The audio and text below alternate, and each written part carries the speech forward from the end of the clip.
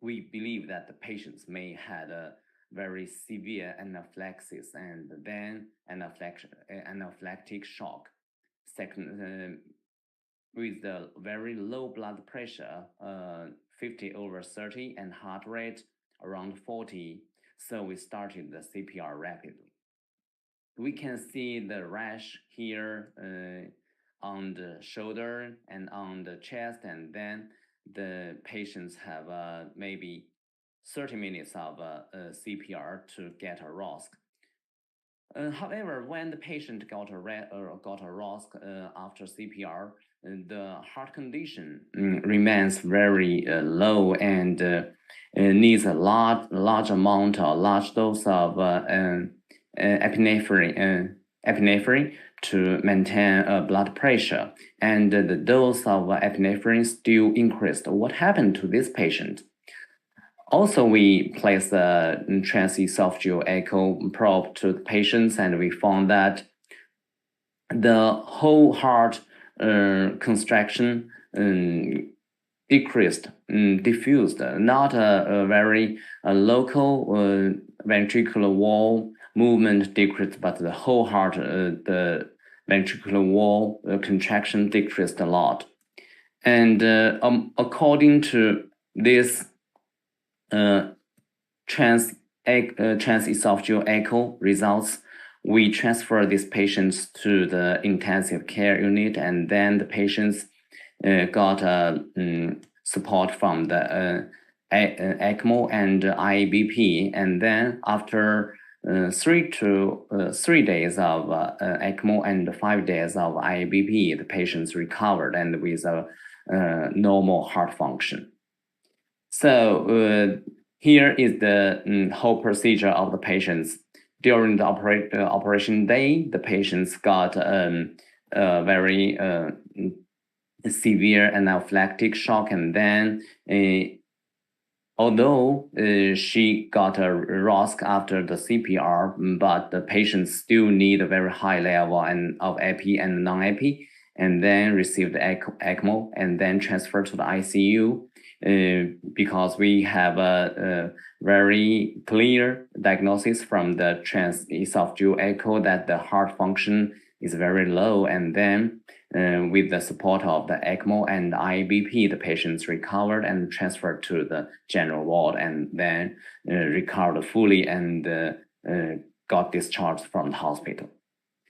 What happened to these patients? We summarize the whole procedure of the CPR and the post-operative recovery process in the intensive care unit. We found that the biomarkers of the myocardial injury increased and then decreased, and also the heart function also decreased and then recovered. After multidisciplinary teamwork and consultation of this patient's condition, we found that these patients may have a very severe stress cardiomyopathy. We will discuss this question later in this talk, and I think it's very interesting for all the anesthesiologists to know this part of knowledge, and then to use this knowledge in our clinical practice. So back to the role of TEE for CPR, it's still controversial in our current clinical work. Last year, a systemic review enrolled more than 400 studies of the CPR cases in the world, and this systemic review showed that up to now we still could not say that the TEE is definitely effective or is definitely useful for the cardiac arrest, because all these conditions, they have a great bias among them. However, more and more evidence can give us some confidence of give us evidence show that the transesophageal echo is definitely effective or definitely useful for the CPR. In the year 2020, the Journal of ACC published a review about the focused transesophageal echo during cardiac arrest to show that the transesophageal echo may enhance the quality of CPR that can minimize the interruption of CPR and allow real-time feedback of the quality of chest compression.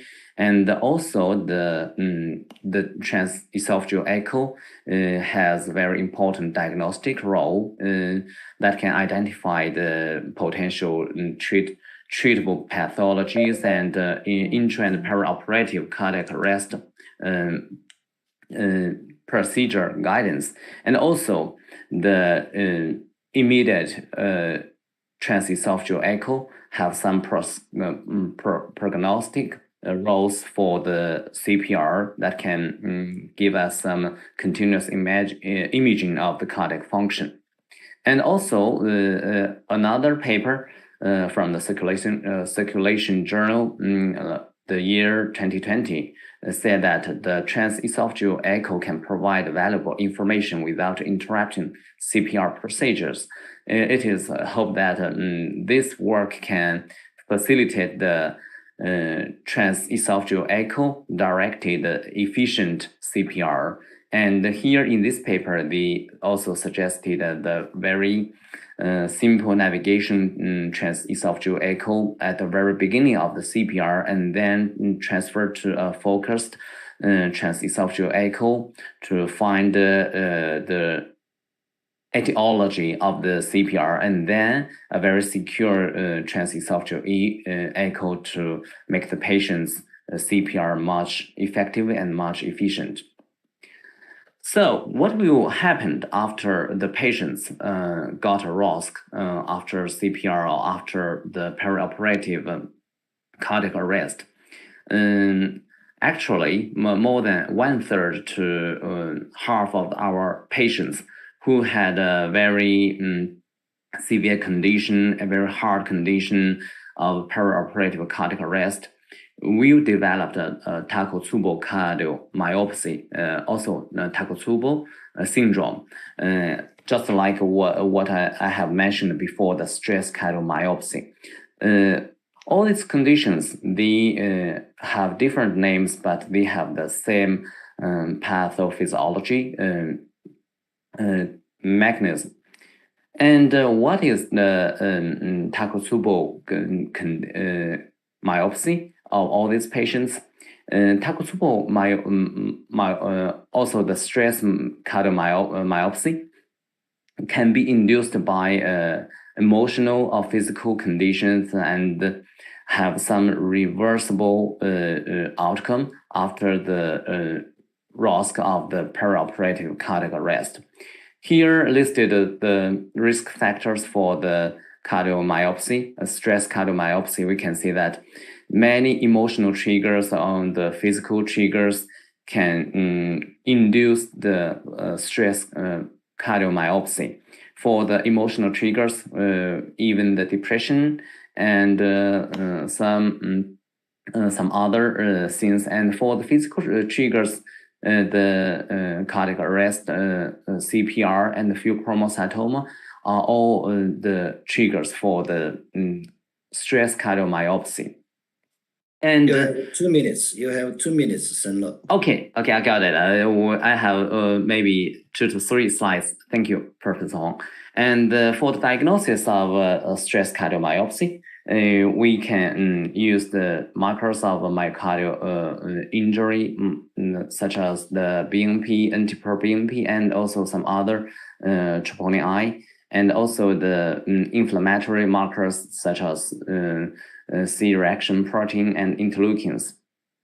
And for the patients, maybe after the ROSC of the perioperative cardiac arrest, they will also have different kind of prognosis of the outcome. Even they got a very successful ROSC. but most of them will recover after the ROSC of the CPR. And for the management of stress cardiomyopathy, here we listed many kinds of medications or even some high-level life support methods. And finally, let's back to the last slide.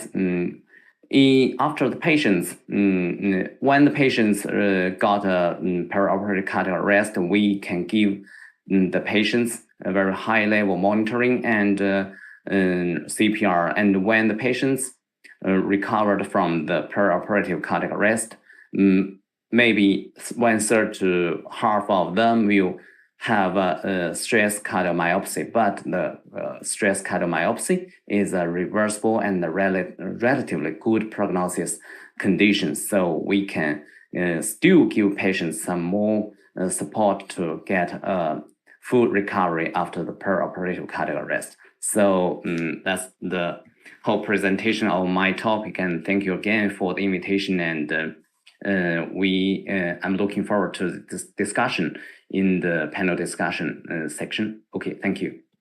Excellent. Nice talk. Congratulations, the Professor Senle. And it's a valuable and a practical topic in the clinical practice. So based on the agenda of the meeting, we are supposed to finish the 3 talks, followed by the discussion and comments by the 2 panel guests. So the second speaker is Dr. Yang Jianjun. Personally, I understand the Professor Yang just have the kind of discomfort in the physically. So we appreciate you still coming and joining us for presentation. So thank you very much. Let me introduce Dr. Yang Jianjun briefly. Dr. Yang Jianjun is the full professor and chairman in the Department of Anesthesiology, the Pain and the Perioperative Medicine in the first affiliated hospital of the Zhengzhou University. He is also the standing committee member of the Chinese Society of Anesthesiology and the executive director of the Chinese Society of Precision Medicine. He is also the vice president of the Chinese Anesthesiology branch of the Chinese Geriatric Society. He has done a lot of work, not only in clinical practice, but mainly in the research, published a lot.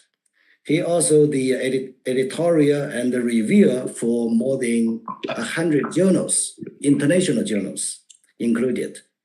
So he is supposed to give us a brief talk on the risk preservation of the anesthesia, especially for painless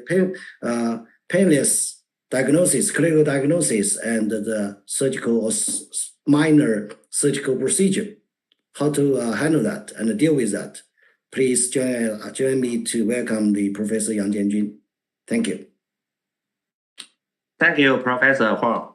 Many thanks for the invitation. Good morning, everyone. I'm Jianjun Yang from the Department of Anesthesiology and Pain and Perioperative Medicine in the first affiliated hospital of Zhengzhou University. It's my great honor to be here to share our experience on the risk prevention of anesthesia for painless diagnosis and treatment procedure. I'm very sorry for I have just got a severe cold 2 days before. This may be cough during my presentation. As you see from the photos, our department is a huge family. Nowadays, 220 anesthesiologists and 206 anesthesia nurses work here. And we perform 330,000 cases of anesthesia in the last year. Our department includes 7 functional divisions. For clinical practice, there are central operation center, painless diagnosis and treatment center. day surgery center, anesthesia intensive care unit, painless pain medicine center, anesthesia, and for teaching and research, we have established the anesthesia teaching research center and the anesthesia and the perioperative medical laboratory for the study. Among these, in painless diagnosis and treatment center, we perform more than 150,000 cases per year. The National Health Commission of China issued a notice on strengthening and improving anesthesia medical services, which emphasized the priority to develop pain management in painless diagnosis and treatment, laboratory anesthesia, cancer patient, and hospice care, etc. In fact, our department has carried out the above work before. For instance, we established the first painless diagnostic and treatment center in Henan province in 2010.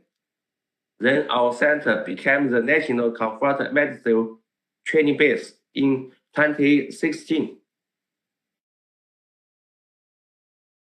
The anesthesia scopes in the painless diagnosis and treatment center includes many aspects, such as digestive endoscopy, fibroscopy, cystoscopy, gynecology, minor surgery, diagnosis and treatment in reproductive center, in department of psychiatry, also in the interventional surgery, pediatric sedation, and anesthesia. We also advanced the construction of this center. For example, we established the outpatient sedation center in 2020. We established the anesthesia treatment clinic in this year. At present, the number of patients has increased, especially in critical illness, and the surgical operation techniques are becoming difficult and complex. So, growth of difficult anesthesia cases requires us to improve the quality of anesthesia, especially for painless diagnosis and treatment. Above all, safety is a key point for the painless diagnosis and treatment. As you can see, this is a photo of the patient's hall after the Spring Festival in 2019, which can be said to be a sea of people. As huge crowds of patients require medical services, the medical center should pay attention to the safety issues. So, for the painless diagnosis and treatment center, we confront many challenges during the daily work, including decentralized workplace, noisy working environment, non-intubation anesthesia, elderly and high-risk patients, and fast turnovers. As we know, anesthesia-related safety issues mainly involve three aspects. The first is preoperative management, then intraoperative management, and finally is the post-operative recovery. First, strict preoperative evaluation is essential for the safety. This is a photo showing an attending anesthesiologist conducting the preoperative consultation and evaluation. And she will work in this position for at least 6 months. They will also implement more detailed assessment system for critical ill patients. For medical documents, we also have corresponding management practices. For instance, different color in accordance with different operation, steps to identify the key points to improve the followed evaluation and clinical practice. In general, the preoperative preparation in the painless diagnosis and treatment center is the same as that in the operating center. Many include patient monitor, suction apparatus, anesthesia machine, simple respirator, drugs, airway preparation, and etc.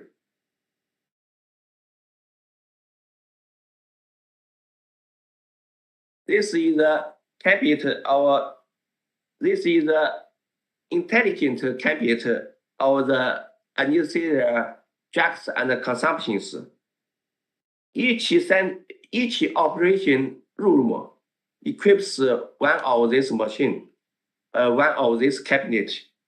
This anesthetic cabinet is ready from top to bottom with narcotics. The other anesthetics, first aid medicines, electrolyte solutions, consumable materials, and intratracheal tubes. This red cabinet is the first aid cabinet. Mainly contains rescue drugs,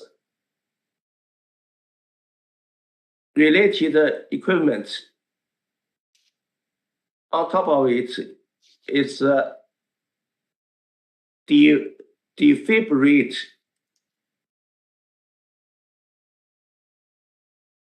After all preparations are complete, we enter the stage of intraoperative management. We mainly focus on A, B, C, D. And A is for the airway, B is for breathing, C is for the circulation, D is for the internal environment, and others. Here, I will introduce to you with the example of airway management.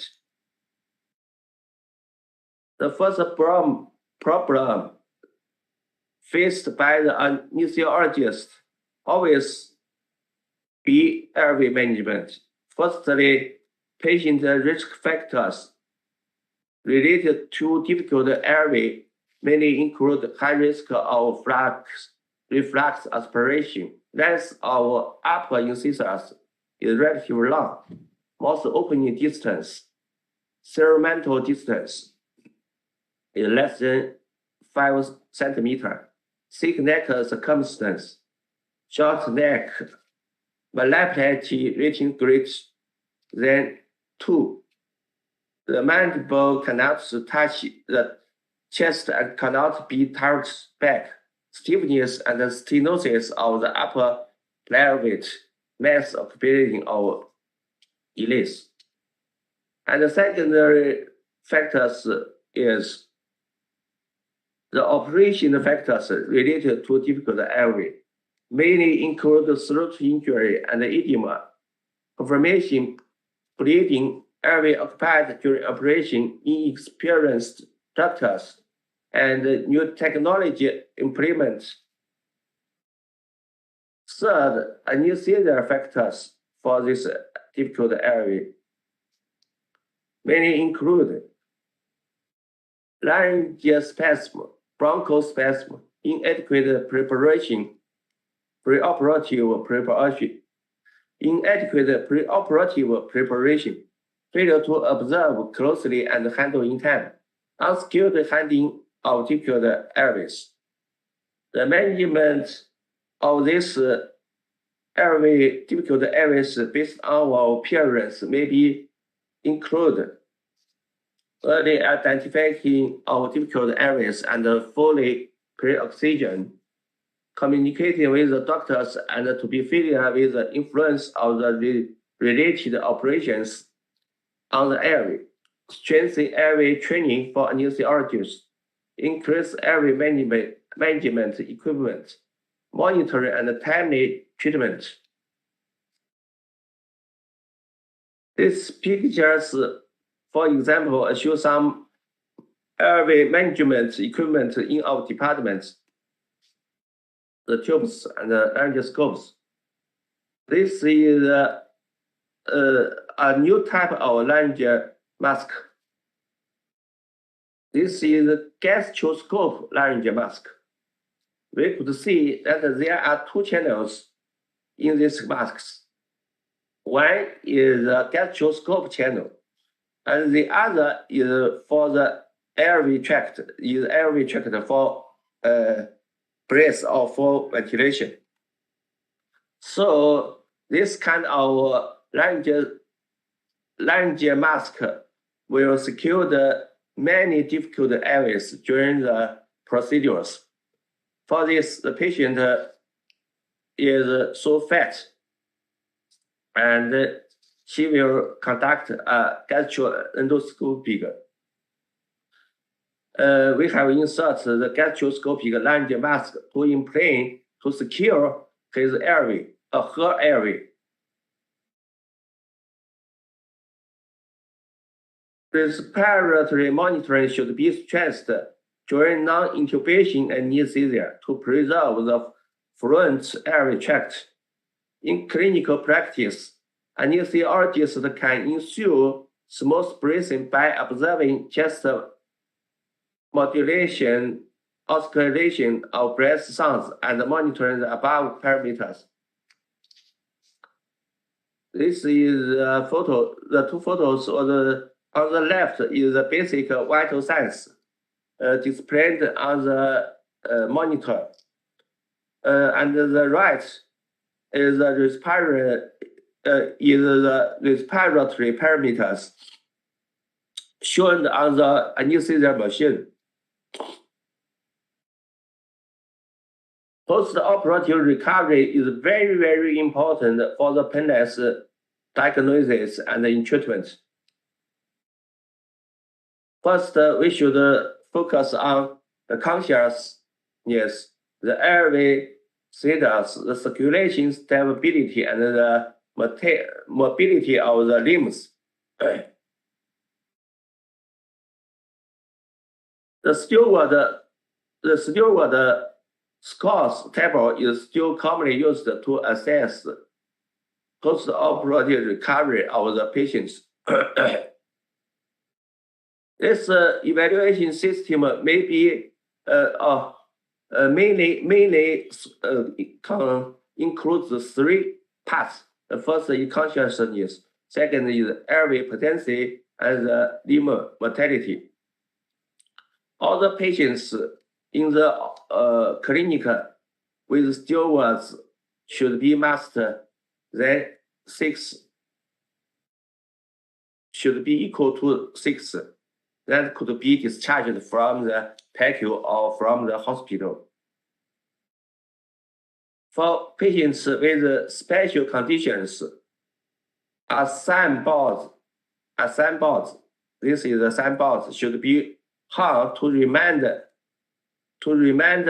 nurse and doctors for the further safety.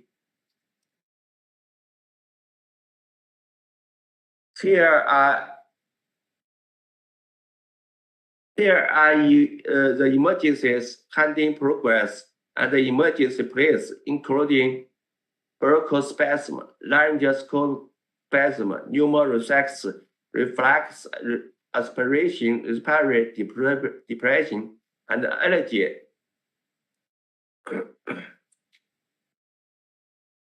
MTT collaboration.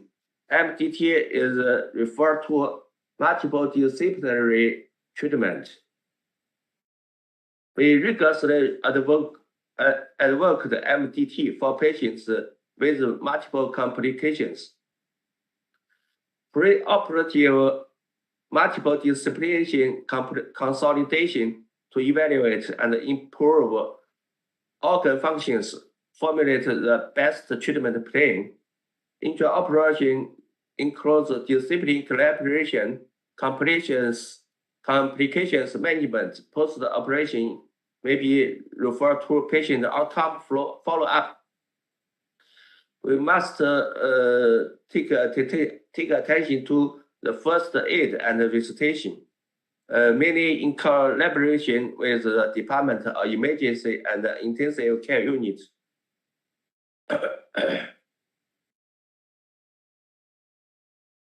Some procedures require multidisciplinary cooperation, such as ultrasound-guided treatment, gastrointestinal and gastrointestinal surgery. Interventional techniques can also help to manage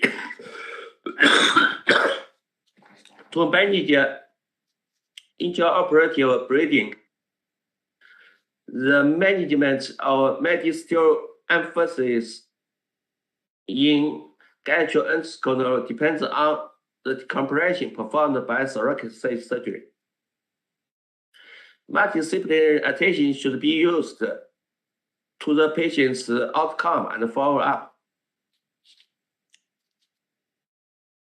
Here are some pictures for the MTT in our painless diagnosis and treatment center. Finally, I will take home a passage in summary. First, strict operation assessment is necessary. Sufficient pre-operation preparation is the second one. We also should optimize the management of airway, circulation, and the internal environment, etc., and strengthen the MTT collaboration. Generally speaking, in our center, we are strive for specialization, standardization, informatization, institutionalization, and precision. Thanks for your attention. Thank you so much. Thank you so much, Dr. Yang Jianjun. I really especially appreciate your coming and presentation. Especially you feel a little bit discomfortable physically. So we just want to say thank you again to you and to your colleagues in your hospital. As we understood, your hospital is the largest single medical center in the world. So you have huge work burden every day. You see, currently we have more and more the anesthesia and the anesthesia care outside of the hospital, or outside of the operating room in your hospital, as well as in the majority of the Chinese hospitals. So that's really huge, the challenge in front of us, how to take good care of the such cases outside of the operating room, and stay safe, stay the comfort to us, to the patient, to the patients as well. That's a kind of responsibility and the big task for now and for the future. So your talk let us think really much to how to deal with such the clinical burden. I just mean that's a burden. That's because that's a huge gap between the supply and the clinical needs. So we still have a long way to go, but you are doing great. So just pass our the salute to your great team. Thank you very much, Dr. Yang Jianjun. Thank you to all of you. Okay. So the next keynote speaker is a young, Dr. Wu Xiaodan. Actually, Dr. Wu Xiaodan is the chief physician in the Fujian Provincial Hospital. She is also the director of the Department of Anesthesia, Anesthesiology in the southern area of the Fujian Provincial Hospital. She is a member of the CAA, Chinese Anesthesiologists Association, and is a standing member of anesthesiology branch of the Fujian Medical Association and vice chairwoman of the Fujian Provincial Perioperative Patient Blood Management Committee. Professor Wu is engaged in the research in a lot of aspects. I just not indicated in detail. And she also published a lot of papers and, doing great in research area and got us several awards. So please join us to share with the Dr. Wu Xiaodan. Her topic is related, just a kind of relationship between the peritoneal pain and postpartum depression. How about relationship between these two factors? So let's just share with the Professor Wu Xiaodan. Please, Wu Xiaodan.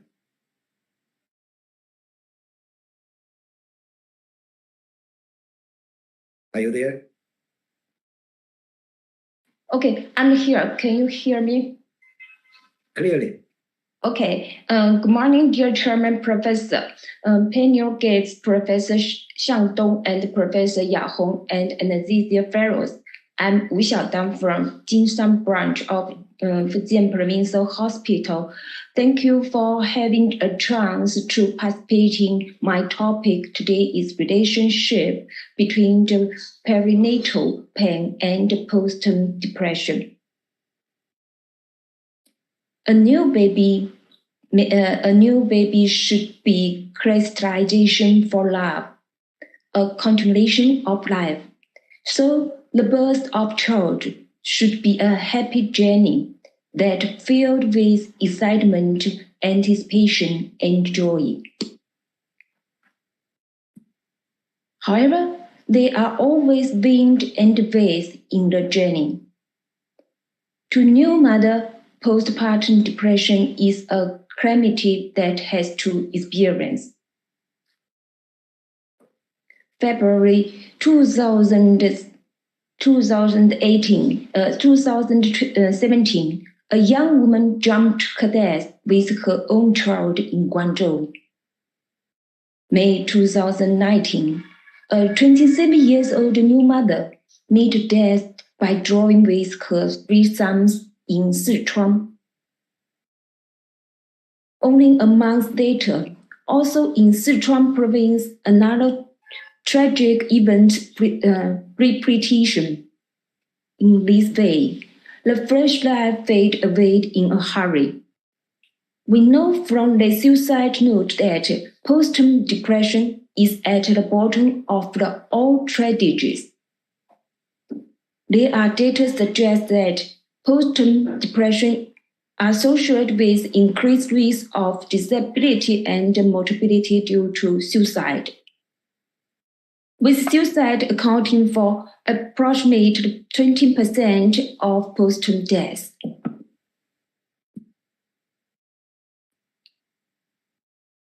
Thereby, postpartum depression is becoming the most common insult among our society. In the 2 sections, the representation of the National People Congress appealed to include the PPD in paternity insurance. The problem of postpartum depression cannot be ignored. First, let's go to know about PPD. PPD is a mental disorder characterized by persistent depression and puerperium. Typical occurs within the first 6 weeks after delivery. However, if without systematic treatment, it will be extended maximum up to a year after childbirth. PPD is not the same as the baby blues. PPD lasts longer and is more serious than baby blues. Baby blues are feelings of sadness after having a baby. Baby blues can happen 2 to 3 days after giving birth and can last up to 2 weeks. May have trouble sleeping, be moody or cranky, and cry a lot. If sad feelings that last longer than 2 weeks, need to check to see whether have PPD. In past suicide, the prevalence of PPD is thought to approximate 10 to 20%. Recent years, more and more suicides believe that it may be an underestimate of this global problem. People, even the new mother, have generally ignored this spiritual problem, so that the postpartum depression is often underdiagnosed. Our study date includes 210 women and followed up during the 6 weeks postpartum showed that 87 of them had EPDS score over 10. Estimate of the insight range up to 41%. The main symptoms of PPD is a significant and enduring low mood. Women often experienced heightened anxious and felt abandoned. On the other hand, exaggerated worries towards baby's health could increase the level of anxious and self-blame. Besides, women who have suffered from depression become tired and lack of energy. Psychiatric signs often lead to reduced motivation, decreased initiative and interest. In severe cases, may also have suicidal ideation for or fear of hunting of the newborn. Next, the etiology of PPD. Actually, there are many factors may lead to development of PPD.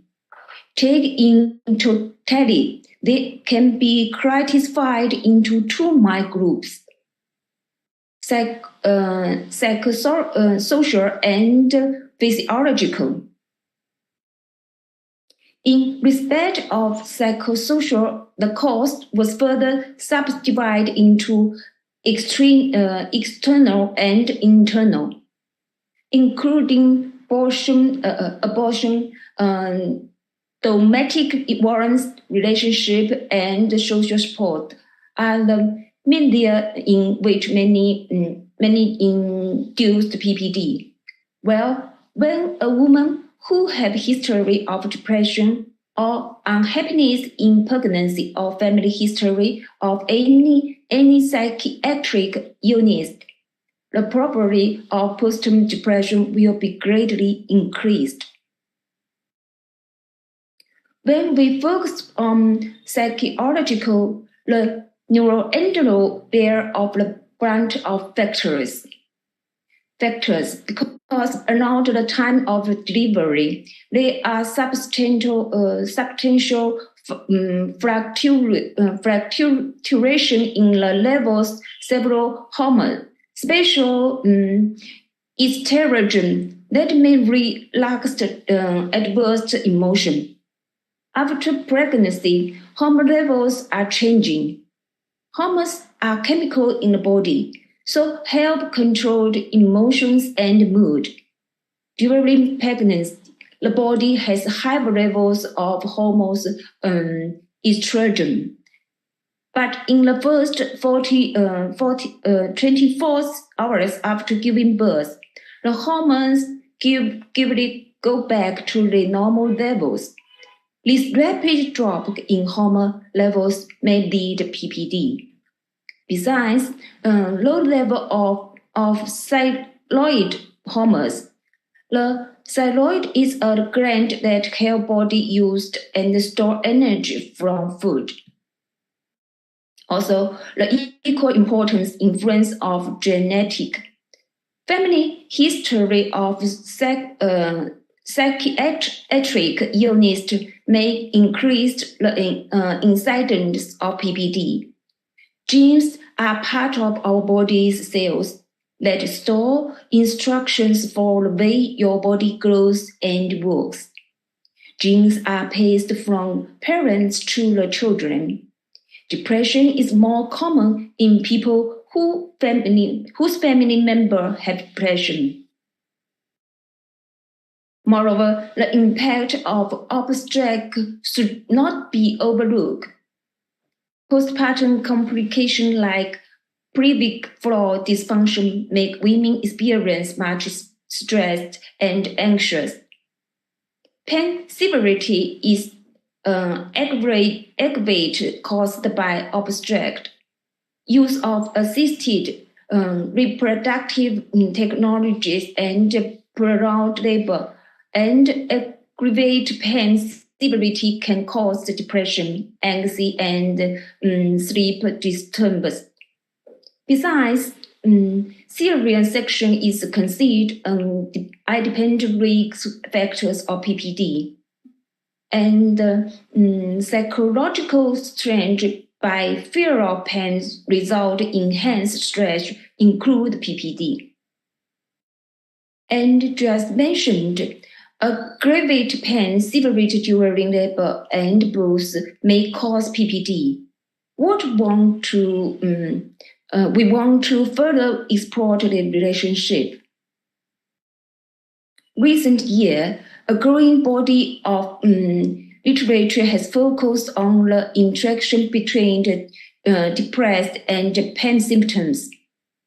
They found that patients with chronic pain, such as low back pain, myalgia, or shoulder and neck pain, often present with a complex set of emotion symptoms, especially depression. In addition, depression also correlates with higher level of pain. The relationship between the pain, depressed, just like they in turn drive each other. This interaction has been labeled by some authors as the depression pain lead. Some previous studies confirm that the pain and depression are highly intertwined. Persons with pain symptoms are at increased risk of depression, and those with depressive symptoms report more pain symptoms than persons without depressive symptoms. The underlying pathophysiological mechanic of this compatibility may be due to the PAG. PAG is an area for gray matter around the cerebral aqueduct.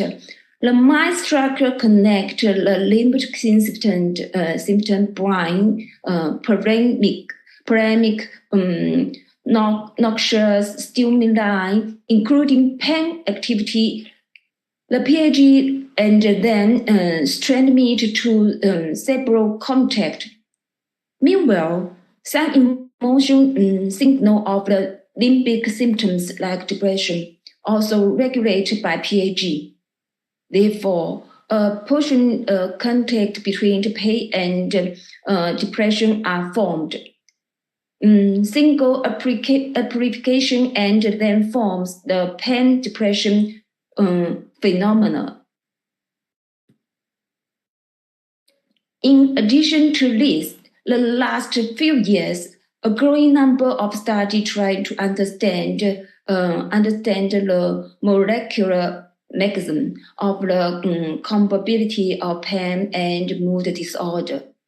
They showed a substantial imbalance between the pro-inflammatory and anti-inflammatory cycling and alternational immune and non-immune cell.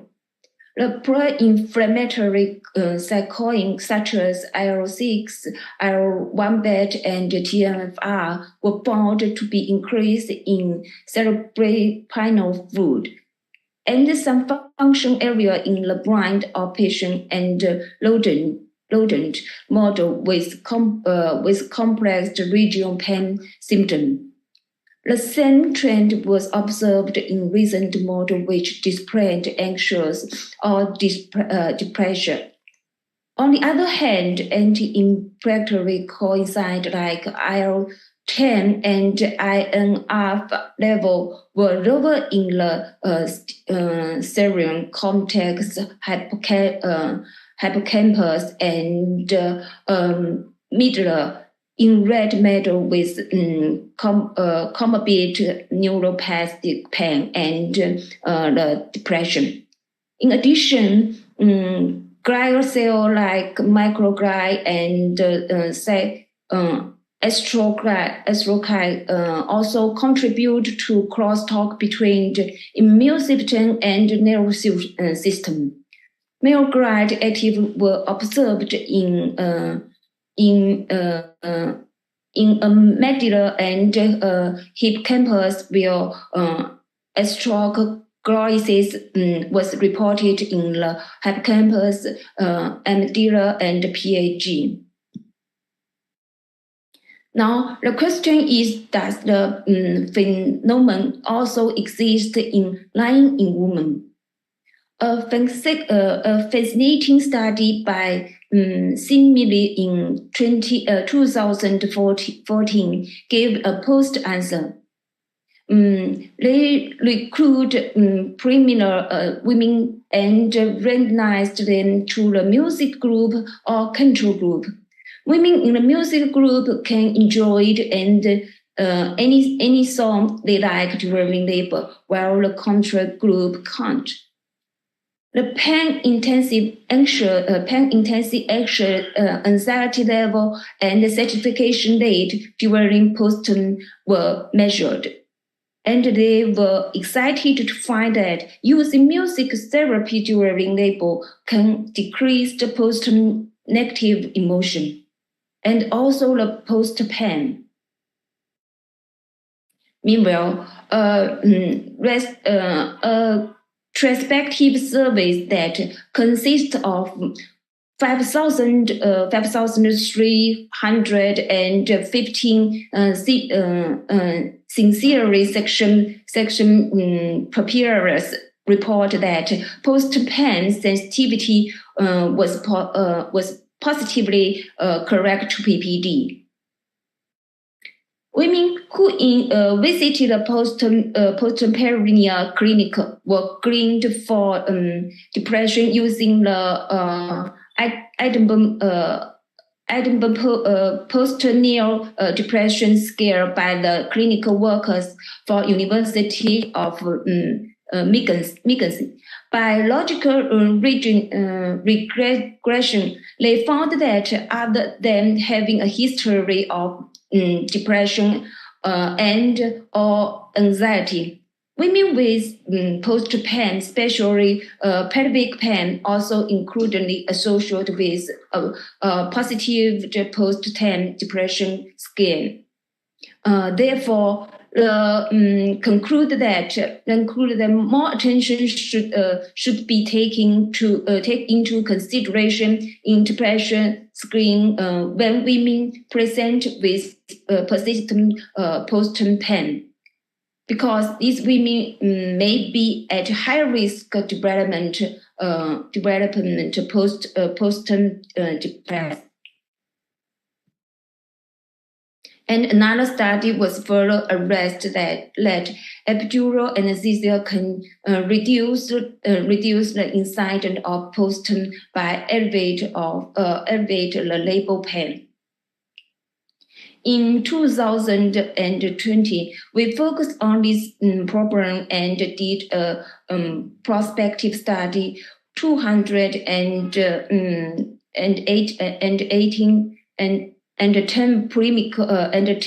primary women were finally enrolled. We assessed pain sensitivity by pain sensitivity questionnaire. A questionnaire covered different and multiple daily life situations in a week post-term, and we also elevated post-term depression by Audubon post-term depression scales in 6 weeks post-term. We hope to investigate the relationship. We found that increased post-term pain sensitivity will score a social base EPDS score over 10 points. In addition, we also discovered that PSQ score should be a reliable predictor of PPD. According to our findings, we heightened that pain management should be considered in mother during the perinatal period. Labor anesthesia is a gift to any new mother. As an anesthesiologist, we had a deep understanding of an idea of comfort therapy procedure. So let's relieve the pain and save the family. That's all. Thank you.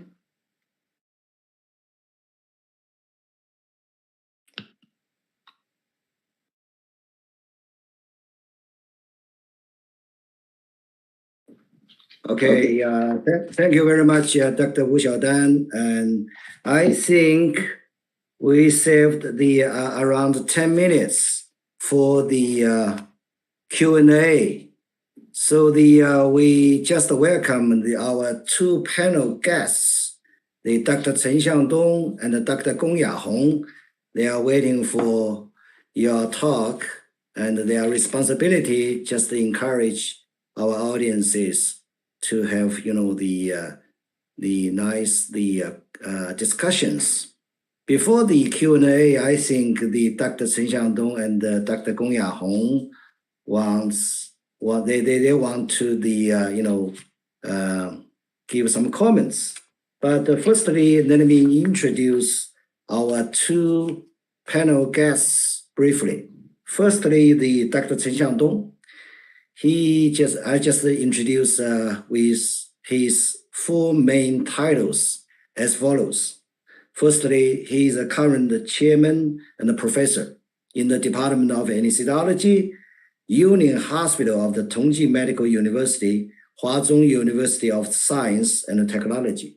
Secondly, he is a vice president of the Chinese Association of Anesthesiologists. Thirdly, he is a current standing committee member of the Chinese Society of Anesthesiology. Last but not least, he is the current president of the Hubei Association of Anesthesiologists. Second, the panel guest today for our session is Dr. Gong Yahong.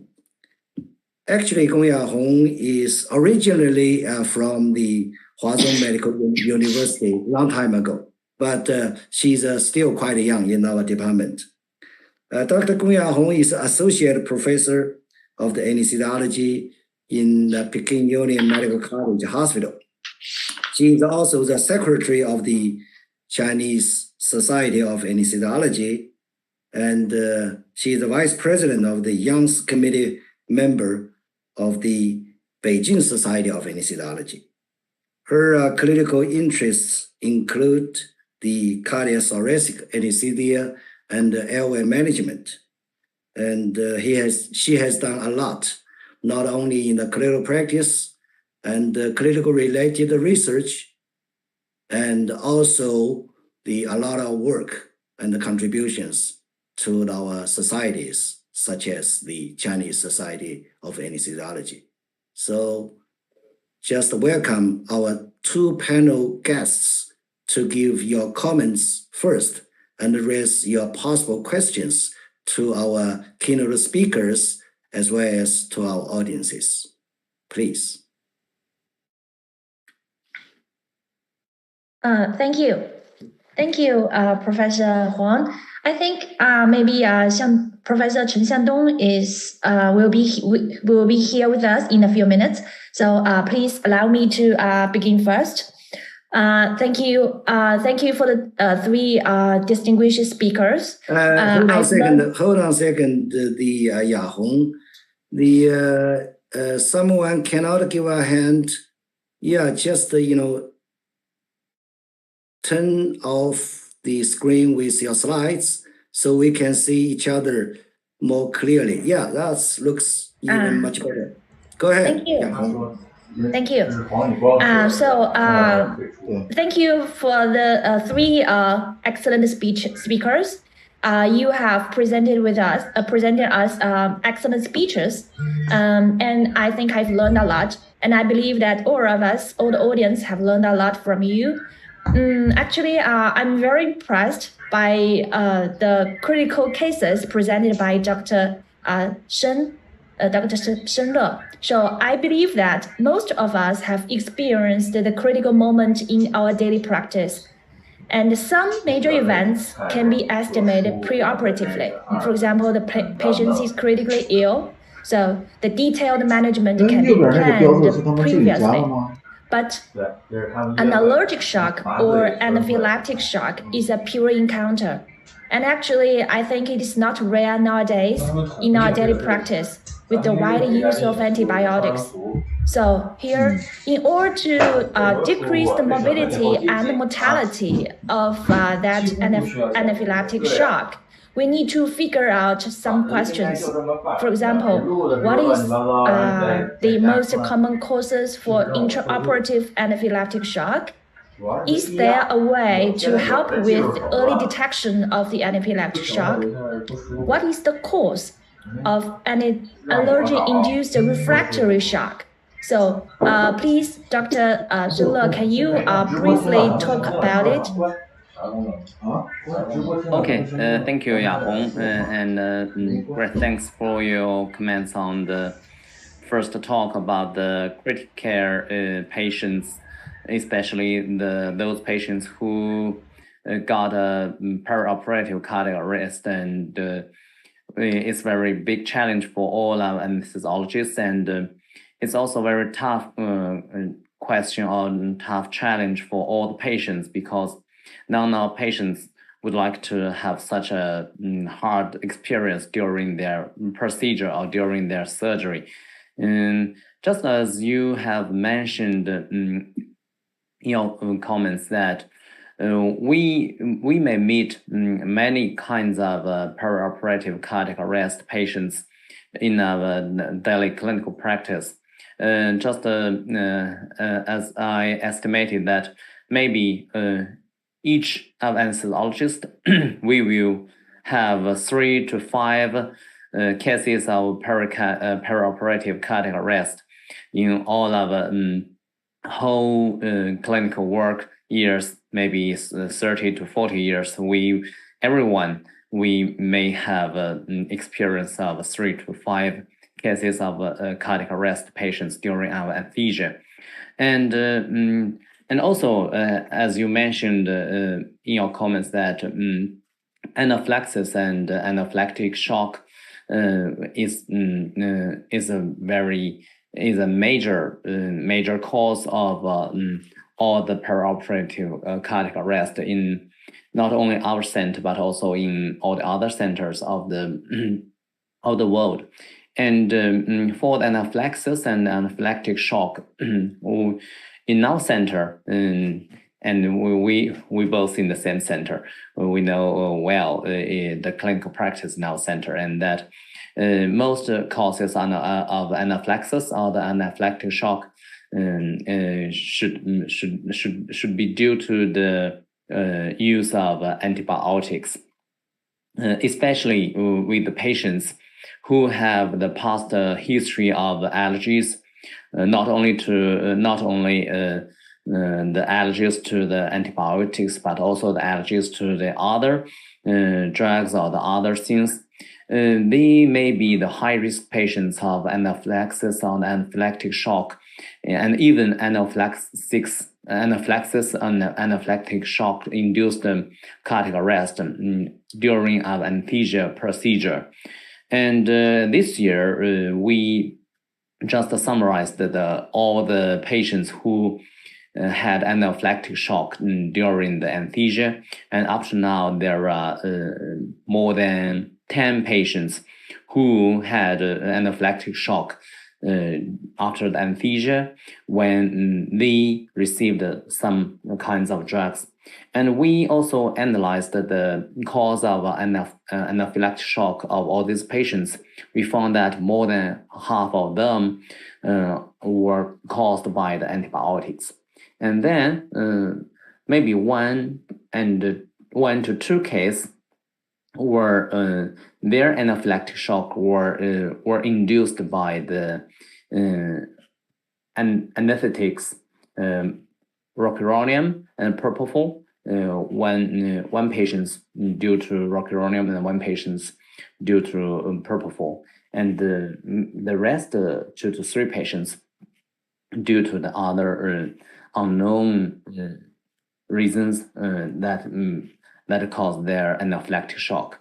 So for the prevention of such a critical condition, especially for the patients with past medical history of allergies to not only antibiotics but also to the other drugs or other things, we should first be very cautious to the patient's anesthesia, and especially for the patients who had a very clear past history of allergies to previous anesthesia, and especially have some past history of a very severe anaphylactic shock during the previous anesthesia.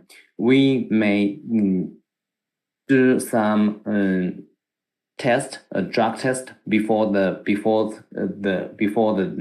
anesthesia, and to find the safe medication for the patients to use for this time anesthesia. And all the patients who had anaphylactic shock that happened in our center, and maybe sometimes they could not go on for the current surgery, and we should stop the surgery and then to make the patients recover safely in the intensive care unit. And then after the fully recovery from this time anaphylaxis, we will give patients a skin test for the potential drugs, and also for the potential drugs that may be used for the next time anesthesia. And for the next time anesthesia, we will use the safe drugs and the safe anesthetics to give patients a very safe anesthesia. And that's also the successful experience in our center. You know well. Thank you, Yahoo. Well, here I have another question to ask. So you have presented us the detailed things to prevent the allergics. But I think as we have all noticed that maybe anaphylactic shock caused by antibiotics is the prevalence is more higher in our anesthesia compared with the general ward. So I think maybe one of the reasons is that the early signs and symptoms of anaphylactic shock cannot be detected under general anesthesia. So I think maybe there is very important. It is very important to discover or to detect the anaphylactic shock early. So, do you have any recommendations to us for the early detection of the anaphylactic shock intraoperatively? Yeah, that's very important and very good question.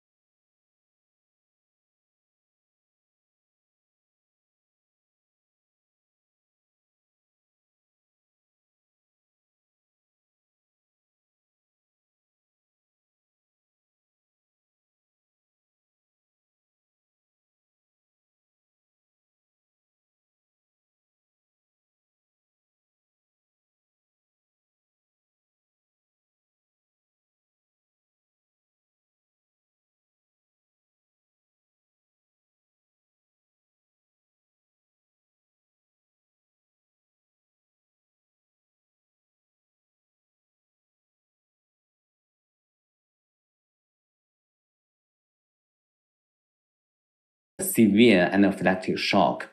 And for the medication or the therapy of the anaphylactic shock, if our routine drugs for the hypotension, for the increase of airway pressure, such as epinephrine and phenylephrine, showed very little effect on the patient's hypotension, on the patient's increased airway pressure, we should also use the epinephrine as early as possible. And if a little titrated dose of epinephrine shows a very good effect on the patients, it can also give us some very important evidence to diagnose patients of a very severe anaphylactic shock. I think from all these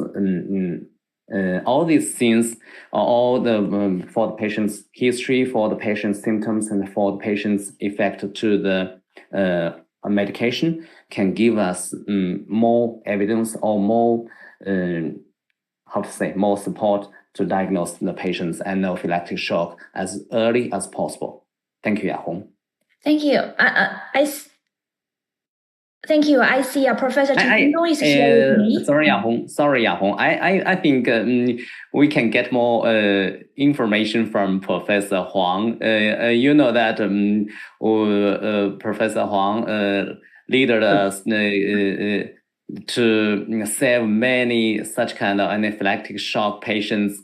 Especially, I remember very clear that we have a very hard condition of cardiac surgery patients who got a very severe anaphylactic shock during anesthesia induction. And I think maybe all the audience looking forward to Professor Huang's experience. Okay. You mean it's my turn now, okay? But in order to let the audiences or experts express their own opinions, I try to save time so we can discuss later. You're doing great anyway. So I think we had a lot of challenges in clinical practice, but for such a case, initially we got to have some vigilance in your mind for such a provincial risks around every day, so in the operating room. Secondly, just take a quick response with proper measures to reverse the disaster if it is still going on, and that's my opinion. So I think this session we still have the 25 minutes. We have 3 keynote speakers. So I would like to I agree with Yahong, let the Chen Xiangdong just say something about your comments to the 3 topics. Xiangdong, go ahead. Okay, thanks, Professor Huang. It's a pleasure to attend these meetings. From Professor Shen Luo, Yang Jianjun, and Zheng Xiaodan's speak, we have several thinking. First, like Professor Shen Luo said, with the increase of critical patients and also the aged patients, our anesthesiologists face more challenge with the safety of anesthesia. So we have to think about more about the role of anesthesiology and anesthesia. We not just only finish the anesthesia. We have to think about the patient outcome, future outcome. So not only the anesthesia, like Professor Yang said, we have to think about the pen treatment and the safety of the pen treatment. And also we have to think about the communication of the post-C-section, like the Professor Zheng Xiaodan said. So we have to think about more. So when we think about more, we have to face many kind of challenge. For example, we have one thinking, like Shen Lu said, the 4T is important for our anesthesia, about the TTE, TEG, maybe later on. This first, the first time to say that. For example, TEG in our clinic, we have a several discussion. Our anesthesiology should think about the calculation, should think about the DVD for the most important things. This maybe we have to think about. We faced many kind of critical patients, like many critical risk factors come from the calculation. So TG maybe is important for us to treat the patients. This is one opening. Another opening, also Xiaodan 教授, Professor Xiaodan said the post-C-section, the depression is our concern. So we have a question for the Professor 小丹, 郑小丹. Do you think what kind of treatment we have to think about? Come on. Her name is Wu Xiaodan, not. Oh, sorry, Wu Xiaodan. Sorry. Yeah. So, for example, ketamine, we have to use more for the C-section patients. Okay. Ketamine is in many pages, in many articles,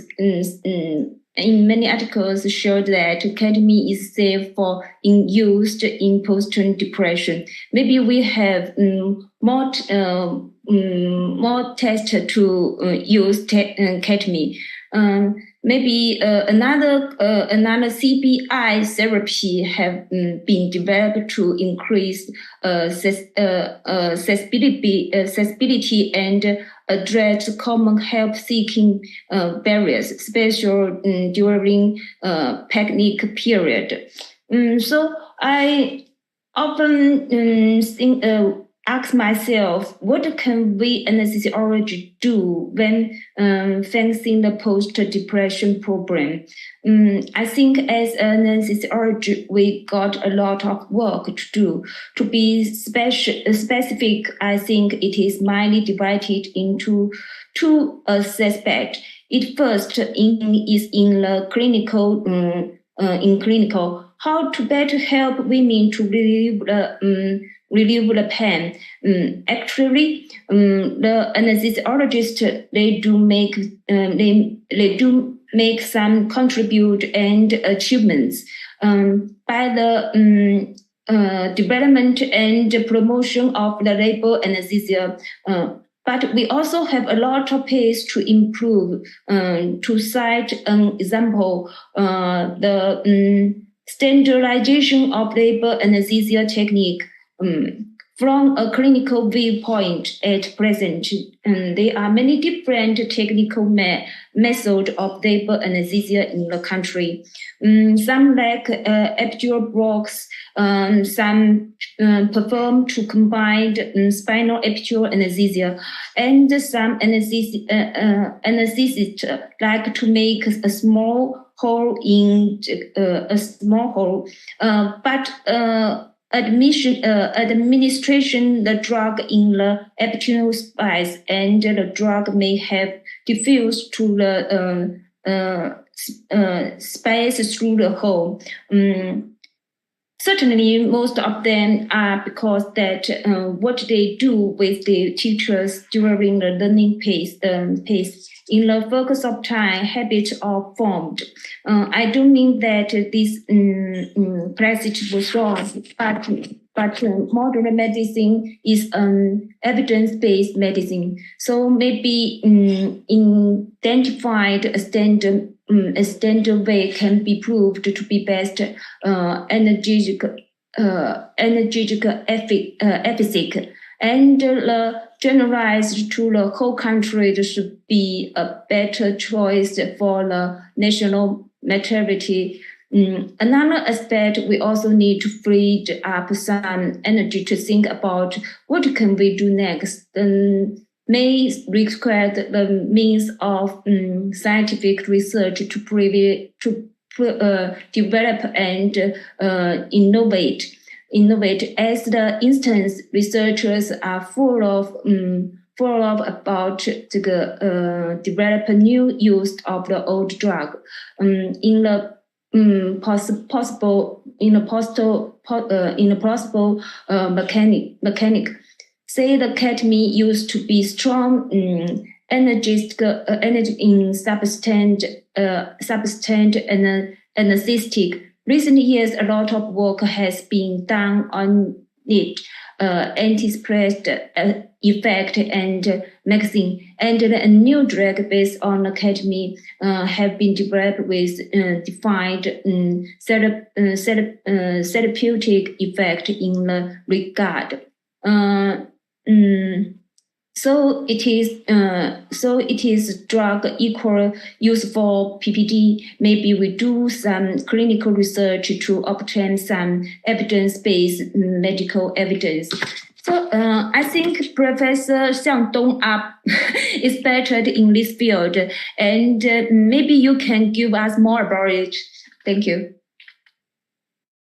Yeah, okay. The question come back. So I think maybe we can use more ketamine for the pain treatment for the C-section patients. We don't want to use much high dose. Maybe the sub-anesthesia dose is good for the patients, especially for the C-section patients. This is my opinion. But then we need more research to prove this thinking. This is my opinion. Professor Huang, I don't know. We still have time or to discuss, or we're out of time.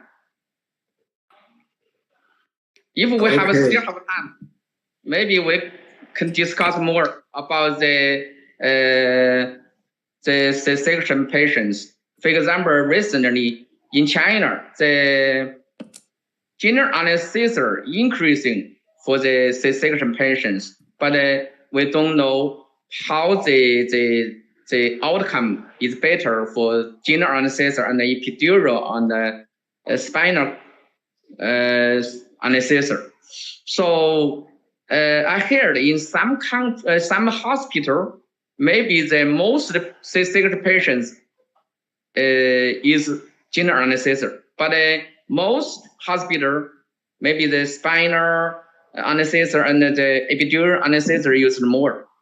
But if for the think about the communication, think about the outcome, which anesthesia methods is best for the patient, can we open our mind to maybe accept more general anesthesia? This okay, maybe is the Xiangdong. Okay, hold on a second. I'm more than happy to join you for such, the discussion. So before we discuss the detail about anesthesia techniques and the drugs, I would like to give some comments to the three keynote speakers.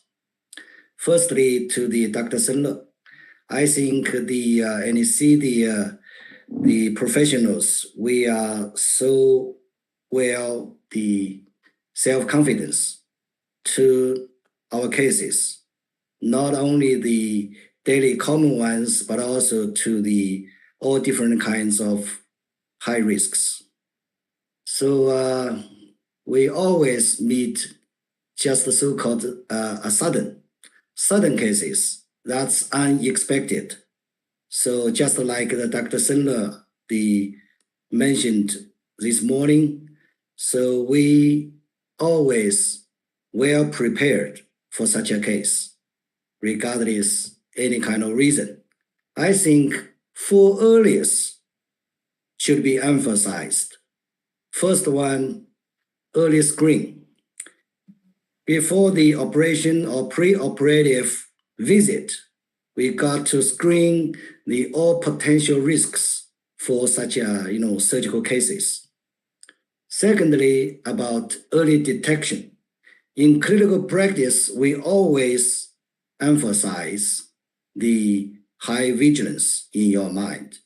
When you take good care of the patients with anesthesia, and during the surgery, and even after surgery, you always to keep in your mind with high detection to detect all potential risks going to happen. The third earliest, that's the early diagnosis. So as soon as any kind of the risks happen, you got to take good diagnosis or early diagnosis as early as possible, so you can make your decision. So the last one, the so-called earlier, that's the early treatment. So the early screening, the early the detection, early diagnosis and earlier the treatment. So for all these 4 areas, I think as the clinical anesthesiologist, decision-making is a key issue. So when we care about the young doctors with residency training program, just, teach them or educate these young doctors with a kind of sense, with kind of physiology and, how to think in your clinical practice. We always emphasize the good decision-making. That's the important for the clinicians, regardless CPR or what kind of reason. So that's the good doctor we are supposed to do. Secondly, to the Dr. Yang Jianjun, I hope you stay healthy and stay well, and but you look very strong and healthy, but you still suffering a little bit of cough. So take good care of yourself. I think your talk give us a kind of the clue and a kind of thinking about how to deal with such a cases outside of the operating room. But I even more care about the anesthesiologist and your team. So before so much the working burden, how to take good care of your own team, take good care of your anesthesiologist in your department and in your hospital. I think the professional burnout should really care about before we take good care of the patients. So that's not only the problem you have, but also we have in the same time. So right now in our department of the Peking Union Medical College Hospital, we just have the more anesthesiologists from the different other hospitals and join us as a working team. That's relief a lot for the working burden. Besides this kind of issue, how to make the patient safe. You have so many cases each day. So how to make the good working flow in your daily work, and how to make the patient safe and comfort. I noticed your photo. It's so crowded in your clinical building every day. So many patients and their relatives crowded in your, the hospital building. That makes patients not so comfort. But I don't know how to solve such a problem. But as anesthesiologist and our team, I always teach them just take the good care of your surgical patients as soon as we handle them, because they are not so easy. Frankly, we are not so easy too. But as we stay professional, we got to, told us, make the patient safe and comfort. So I think your talk is really valuable and informative to all of our audiences, because majority of the Chinese hospitals, we have shortage of the anesthesiologists. We have a big burden. We have the professional burnout. We finished such a survey, published our data in the Anesthesia and Analgesia. That's the problem we are still facing. We try to improve the situation and the support of the Chinese government and the Ministry of Health, but we still have a long way to go. For the third keynote speaker, I think the Dr. Wu Xiaodan, she just gave us a good topic. How about the relationship between the pain stimulation and the post-operative the depression? So depression is, frankly, that's the problem related to our clinical practice. How to, reduce the incidence of such the cases. I think just like Xiangdong mentioned, ketamine or ketamine is a good drug. It's a good choice. Unfortunately, this ketamine is not so popular or so reachable in clinical practice because of the signed kind of policy limitation. But regarding to the pain, the relief, and the pain, the research, I think ketamine is still a good drug for our clinical practice, I think. So we still have the 5 minutes. Anyone try to say something before we close this session?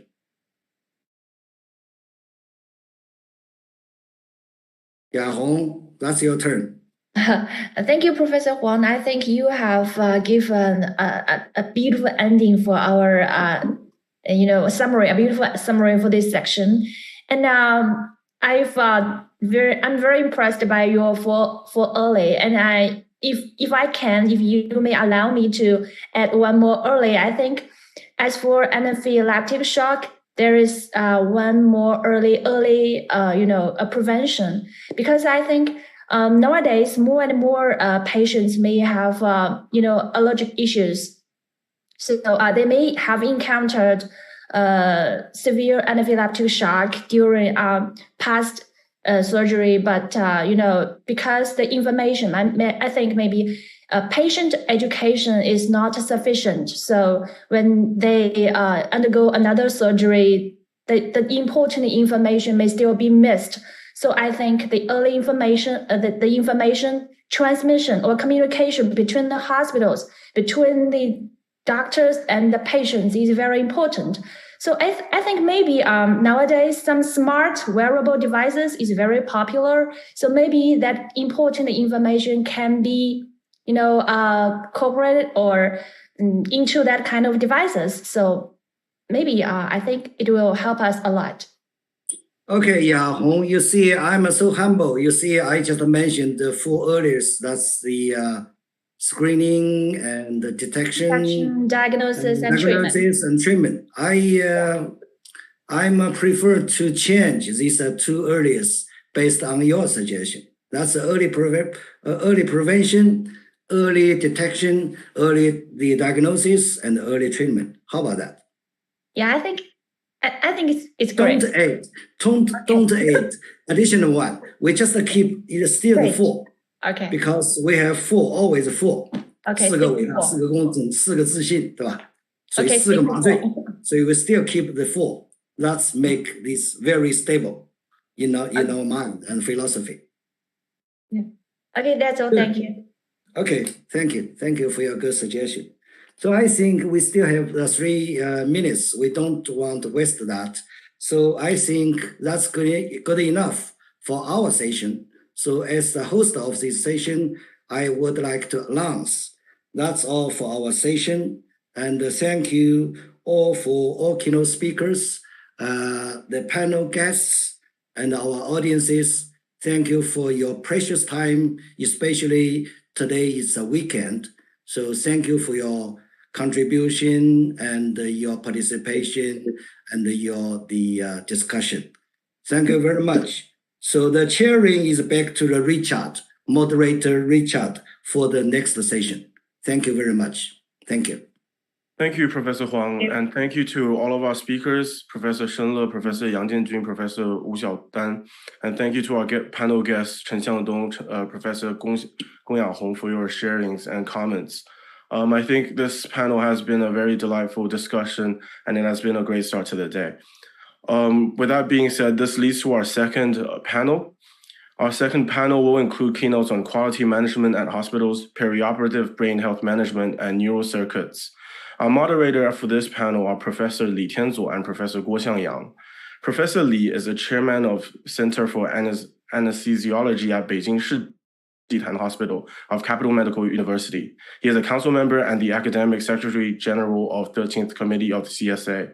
He is a vice director of Anesthetics Quality Assurance Center of National Health Commission. He is also the president of Chinese Society of Integrative Anesthesiology. Professor Guo Xiangyang is the chairman of Department of Anesthesiology at Peking University Third Hospital. He is vice president of Chinese Association of Anesthesiologists, a standing committee member in CSA as well. He is the president-elect of Beijing Society of Anesthesiology and director of Beijing Clinical Anesthesia Quality Control and Improvement Center. Professor Li and Professor Guo, I will hand the mic over to you now. Hello, everyone. Morning, everyone. Thank you, Richard. It's my honor to be here as a co-chair with Professor Guo Xiangyang. And in this section, we have three speakers. The first speaker is Dr. Liu Wei. Professor Liu Wei is the general manager United Family, Women's and Children's Hospital, Associated Chief Medical Office, Beijing United Family Hospital. Now we are pleased, Professor Liu Wei. Welcome you, give your presentation. Thank you. Thank you the introduction from Professor Li, and thank you very much for the invitation from Professor Huang and our CSA committee. I'm very glad to be here today and take this opportunity to discuss something about the quality management in our hospital daily work. Can I share the screen now?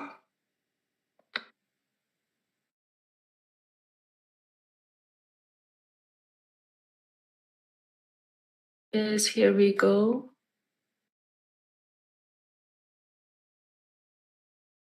Yeah, you got it. Okay, thanks.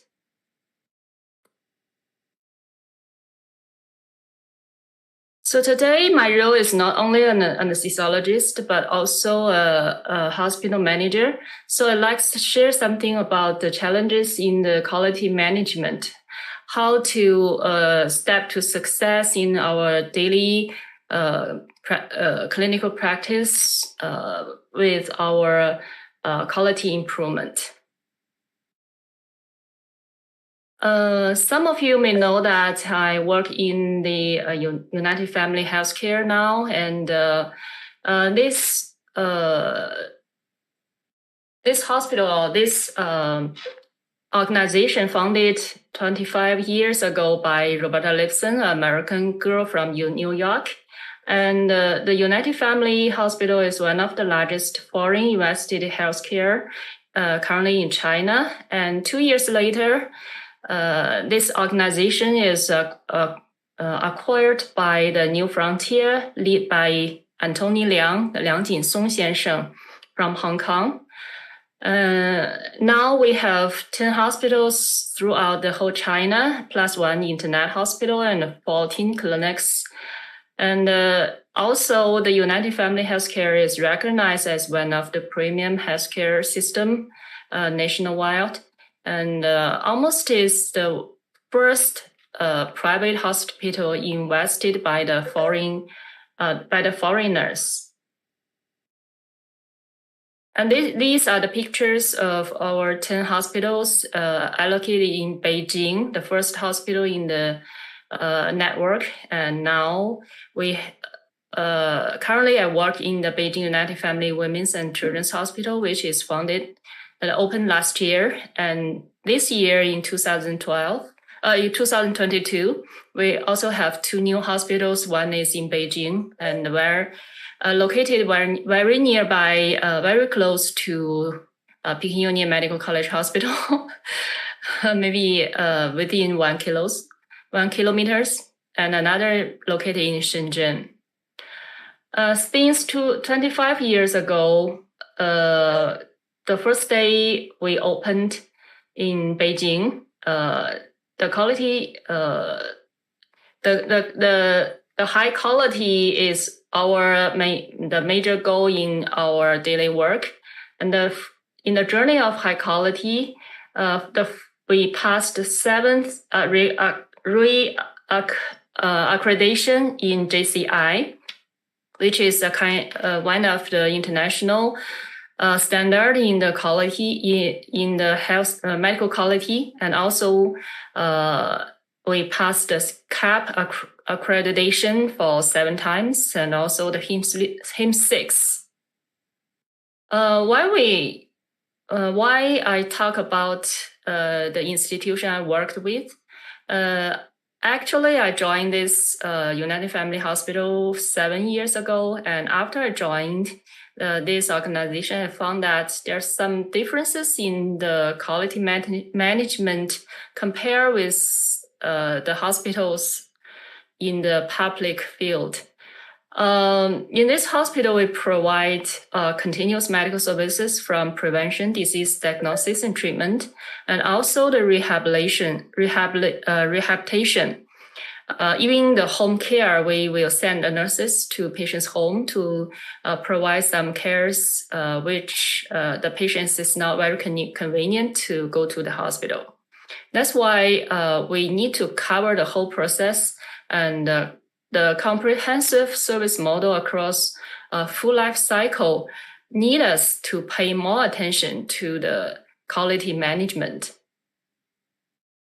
And because we need to cover the full life cycle and so many medical cares, there's tons of challenges in quality improvement. Today, I'd like to focus on 5 issues, which is, I think many of you can have the same sensation or the same feeling in our daily work when we're dealing with some quality issues. The first of all is organizational context, culture, and capacities. How to develop a culture of safety actually is kind of a headache especially in a new hospital. The patient safety culture is the extent to which an organization culture supports and promotes patient safety. It refers to the beliefs, values, norms shared by the healthcare staffs and can influence their actions and behaviors. It can be measured by determining the values, beliefs, norms, and behaviors related to patient safety that are rewarded, supported, expected, and accepted in the institution. It's also important to note that this safety culture can exist at multiple levels, from the system and organization level to the department and unit level. So how to develop this kind of safety culture? We have some interventions from different levels. First of all, the leadership engagement is the fundamental of all the interventions.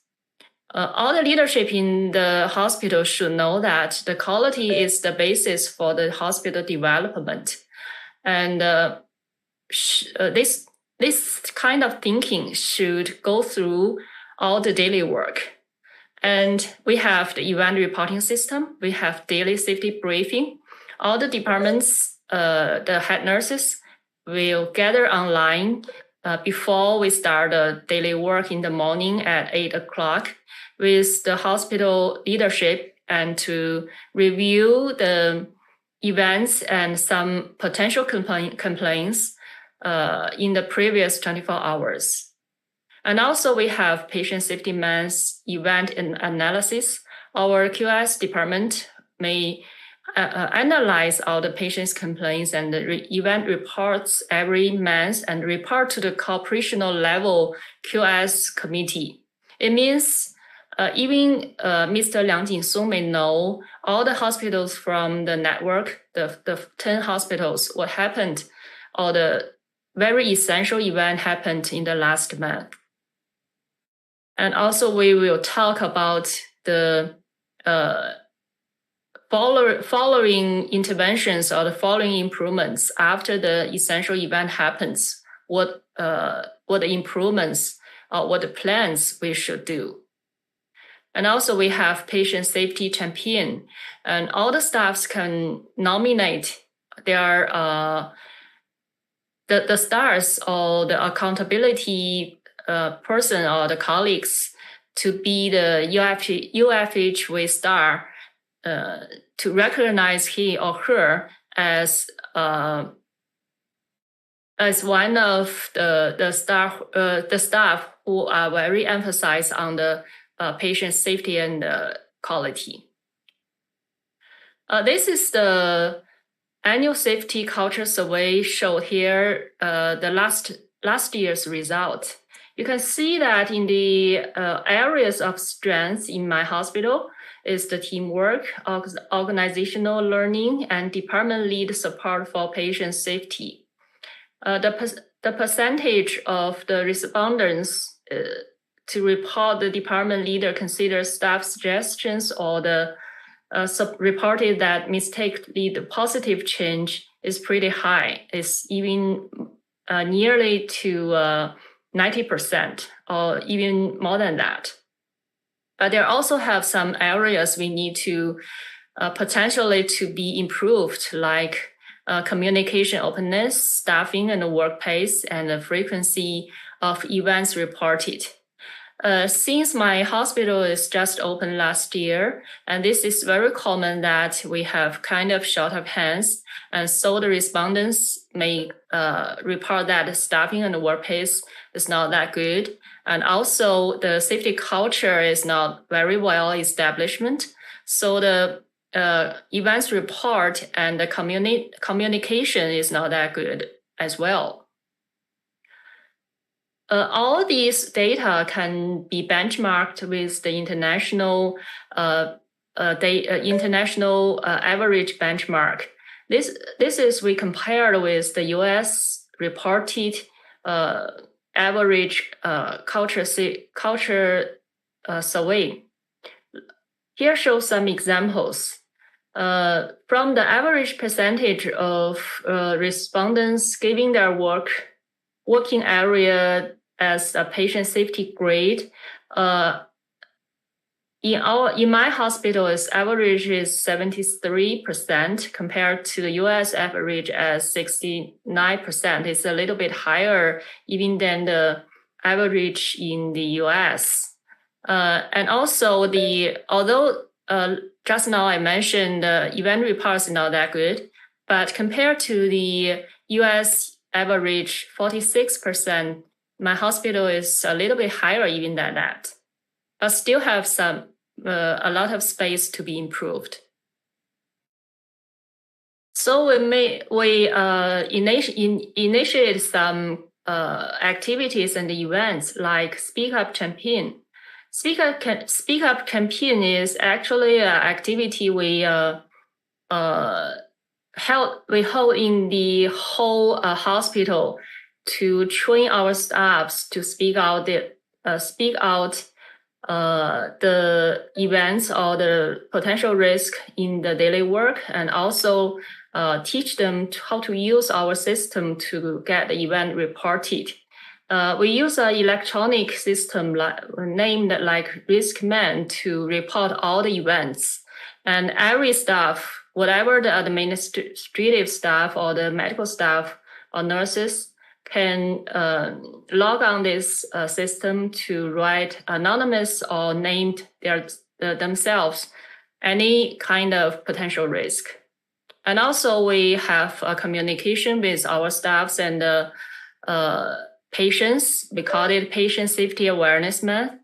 And we open a general manager mailbox to let them to speak out any events or any potential risks they see in the environment or the daily work.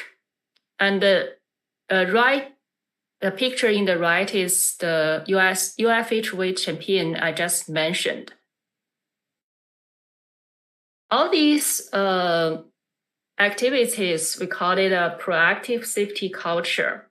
When we identify risks, we have different ways to identify risk, including the high-risk clinical triggers, the event report, the leadership rounding, the RCA, the FEMA, clinical research, clinical case review, hospital risk register, and daily morning huddle. From these different ways, we identify the risk, and with the leadership's report, we try to build up a no-blame working environment.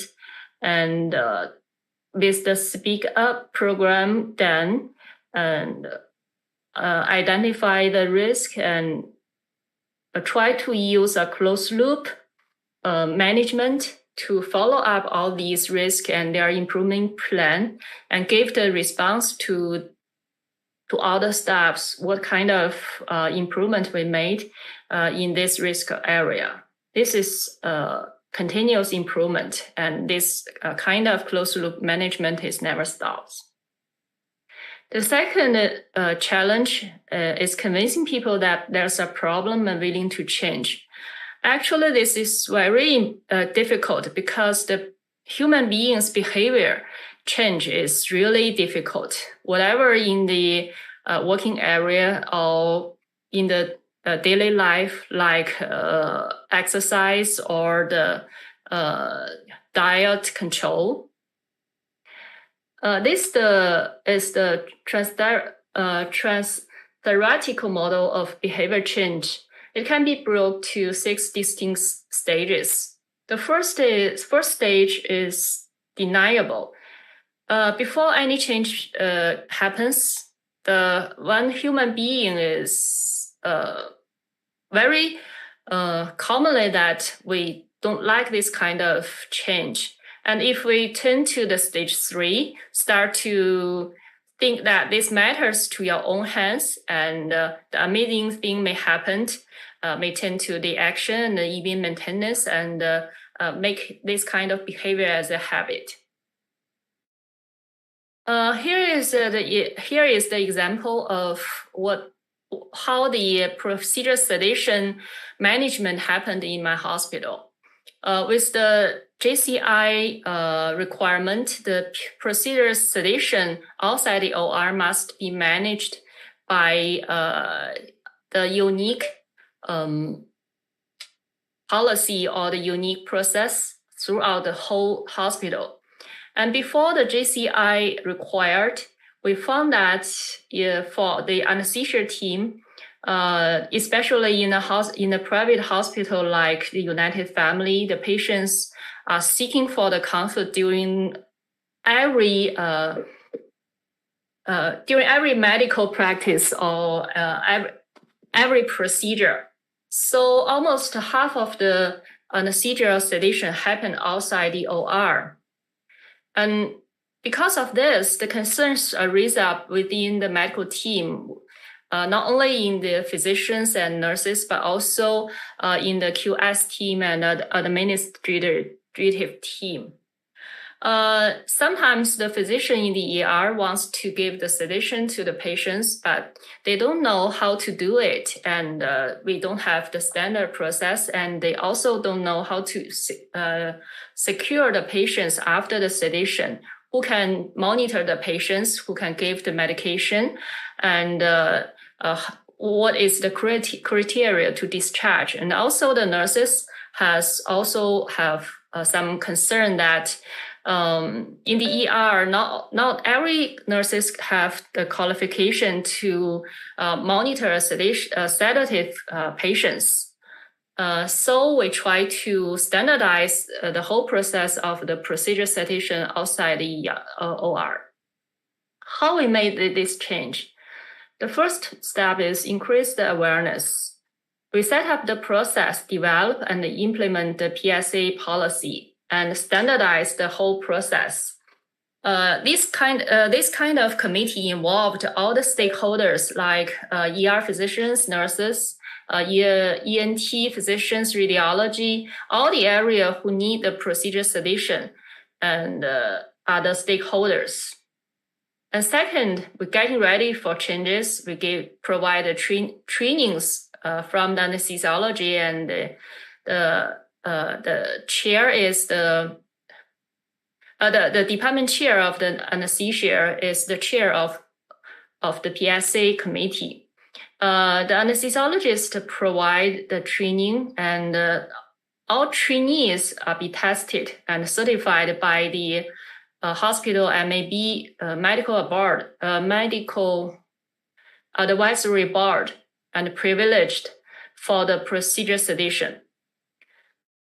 And then we monitor the change to maintain the change, and we have the chart review, we have the event report, and also we extract all the data from our BI system to see what kind of side effect happened, and if all the staff certified follow the whole process.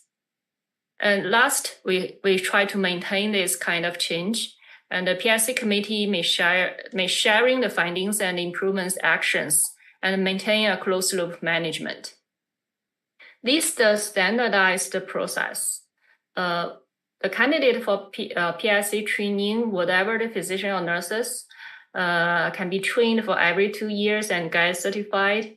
And after receive the training and pass the exam, can are privileged by the MAB and hospital level. And the standardized process for a unique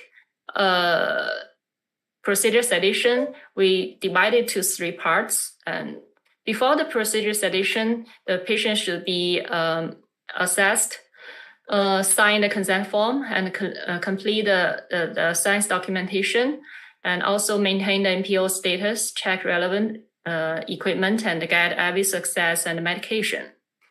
During the sedation, the patients should be monitored and give the medication according to the physician's order and the standard monitor and document.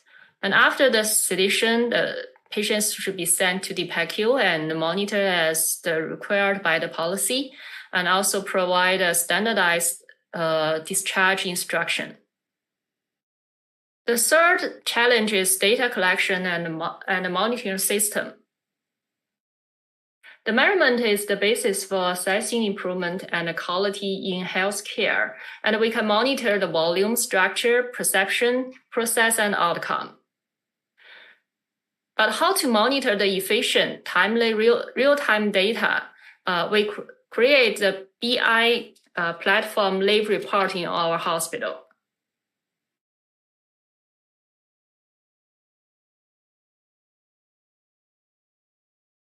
To monitor, we need the quality indicators. The quality indicators are standardized evidence-based measures for healthcare quality that can be used with readily available hospital data to measure and track clinical performance and outcomes. And before we identify a quality indicator, we need to do the literature review, we need expert engagement, and prioritize the high-risk area.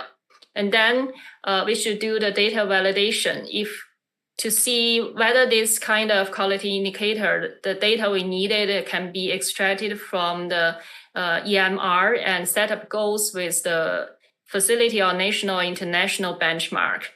And then we go to the process for monitor these QIs and provide the feedbacks.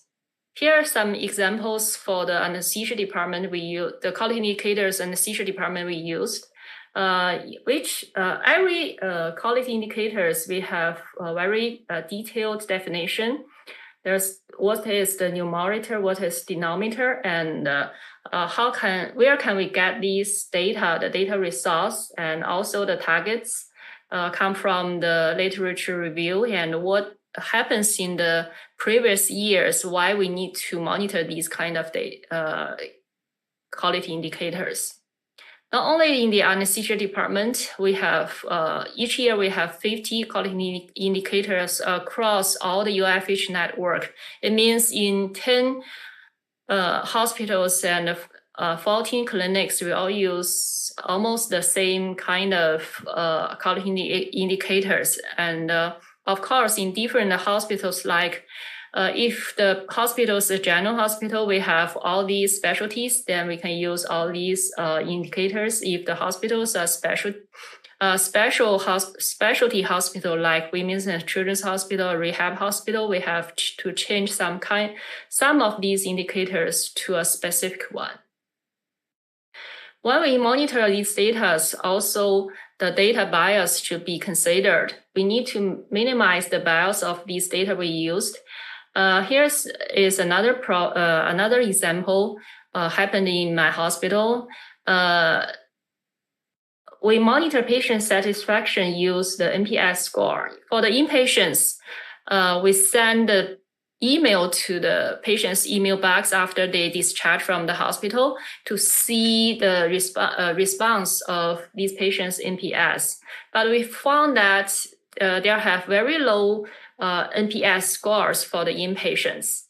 And when we dig all these data, we found the response rate is pretty low because after patients discharge back to home, they seldom to check their mailbox, and only those with very severe complaints, they may respond to these emails. So we changed the data collection. We deliver all these surveys by the non-clinical staffs before patients leave. And then we found that with the response rate increased and we get better scores. The fourth of the challenge is the side effects of change. Here's another example. All the anesthesiologists are quite familiar with the safety checklist. After we implement the safety checklist in 2010, and we inside the OR, and we also implement the outside the OR with the safety checklist. But we found that very low compliance rate in outside OR safety checklist because the checklist is too long and cover too many procedures in the clinic, and all the physicians and nurses think it's very tedious and occupy a lot of time to their clinical work. So we shortened the checklist, contact for outside the OR, and check all the invasive procedures who can apply for this safety checklist. And until now, their compliance rate is increased pretty a lot. And that's also meet the goal that why we set up this safety checklist. Here is the example before and after. The last is also very important, how to secure these quality improvement sustainability. Here's a hierarchy chart where I copied from the US CDC. You can see that if the kind of system change, then it's more sustainable than the individual change. The human factors examine the relationship between human beings and the system. And many system errors and process errors are latent errors more than the human errors. Here's the Swiss mode we all very familiar with. You can see that most of the causes finally tend to patient harm are related to funding, resources, organization, team, and technical. And only small part of the factors related to the individual provider. And from the solutions, the most sustainable solutions, you can see the strong one at the top is standardized on equipment and process or care, or some new devices, or simplify the process, or engineering control. But the weakest is the related to the individual change, like double check, warnings and labels, or training and education. So from the systemic point of view, we'd like to sustain all the quality improvement and all the actions we made in the daily work. So we tend to do some standardized equipment or systemic control and to before each change happened, the lean process should be done to decrease or minimize the working load for the frontline team. Here's another example we done inside the OR, the medication safety. We all know that inside the OR, we have a lot of look like and sounds like medications, especially some ampules we made inside China. And in the right side, it is the old medication tree we used in the OR, and you can see that many vials looks very like, and it's very easily to be confused for the anesthesiologist. So we made some changes. We reduced the LASA list inside the OR, try to import different appears of the medication from different manufacturers, and also we changed the new workflow to top up all the medications. Previously, all the top up medication are done by the OR nurse, and then we changed to the new medication chart and the top up medication all by pharmacist, and they may do the double check by the 2 persons before top up. Besides this, the no blame culture is very important. To blame failures in care on doctors and nurses trying to do their best is to miss the point that bad mistakes can be made by good people. What is often overlooked is proper study of the environment and systems in which mistakes happen, and to understand that went wrong and encouragement to spread any lessons learned. Accountability to future patients as well as to the person sitting in front of you. If we try to blame some individuals, and we also emphasize the failure deviant, and this person try not to be caught when there is an error. They don't want to report it any event or potential risk, even this is systemically. And they want to close these cases as soon as possible. But with the just culture, what is implemented in my hospital, we have a fair system, is transparency. All the decisions can be done by the committee, and the individuals have the opportunity to express themselves and to streamline all the process to see whether some systemic mistake or systemic change can be made. However, the need for balancing no blame with accountability in patient safety is quite important. Once a reasonable safety rule is implemented and wanted, failure to adhere leaves the world of no blame and enter the domain of accountability. Each staff or the physician or nurses should be responsible for their individual actions, like, for example, the high engine or surgical marking or the safety checklist timeout. The last but not the least, every actions in the quality improvement need money.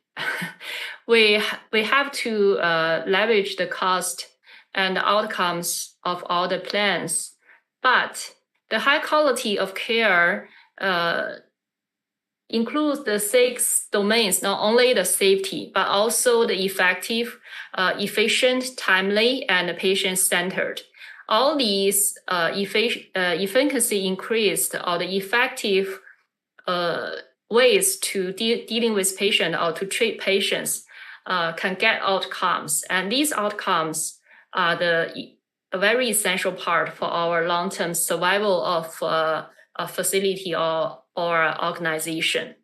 So in the way to the better quality and in the journey of the quality improvement, we have a lot of work to do, and we have a lot of barriers to be overcome.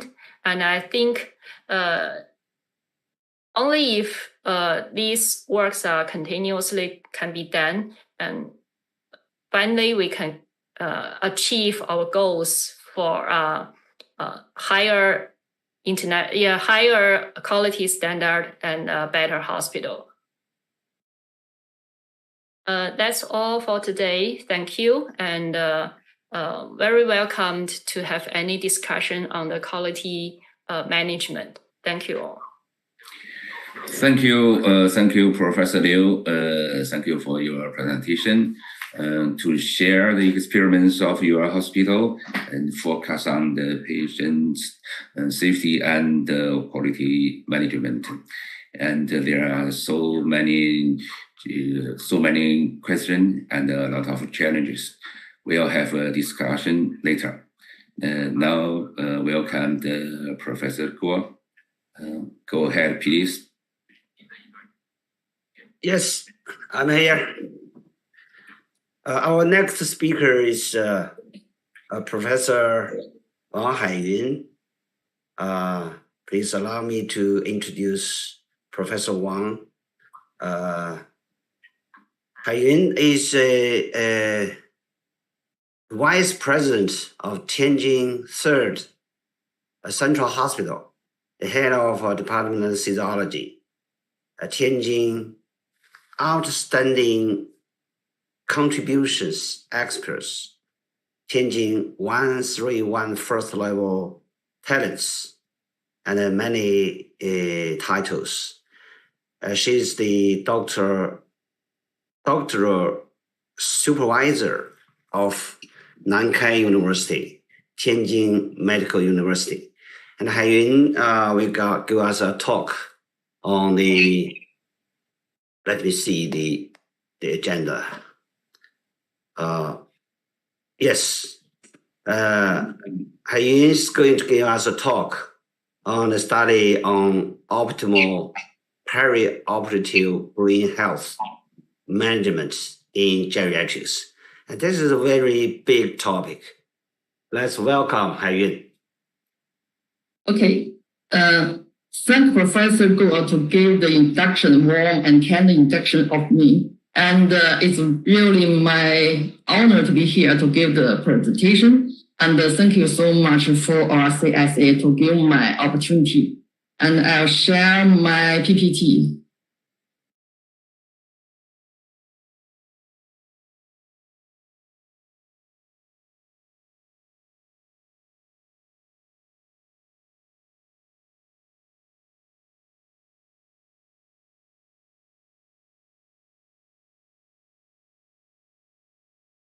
Okay, today my topic is the study on the optimal perioperative brain health management in geriatrics.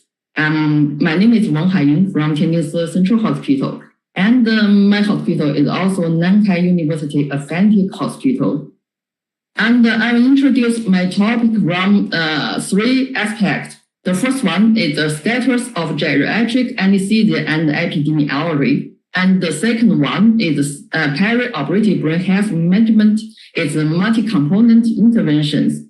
And the last one, I introduce our team research work for the optimal perioperative brain health management in geriatrics is MCI. That is mild cognitive impairment. And for the first part, I will introduce the status of geriatric anesthesia and epidemiology. According to the data of the 7th national census, China's population aged 65 and over is 191 million, accounting to 13.5%, which is close to deep aging, that is 14. And the aging of the population, as well as advances and the improvements in surgery and anesthesia, has greatly increased a demand of surgical services. And from the data from the annual summer meeting of our National Anesthesia Quality Control Center, from 2019 to 2021, the average number of anesthesia in China was 60 million per year, of which patients who aged 65 or older account for 25%. So the process of normal aging is accompanied by alternation in brain architecture, just like the rate decrease. And although aging is generally not considered as a disease, but it's really major risk factor for cognitive decline and various neurodegenerative diseases like the Alzheimer's disease and the Parkinson's disease we discussed.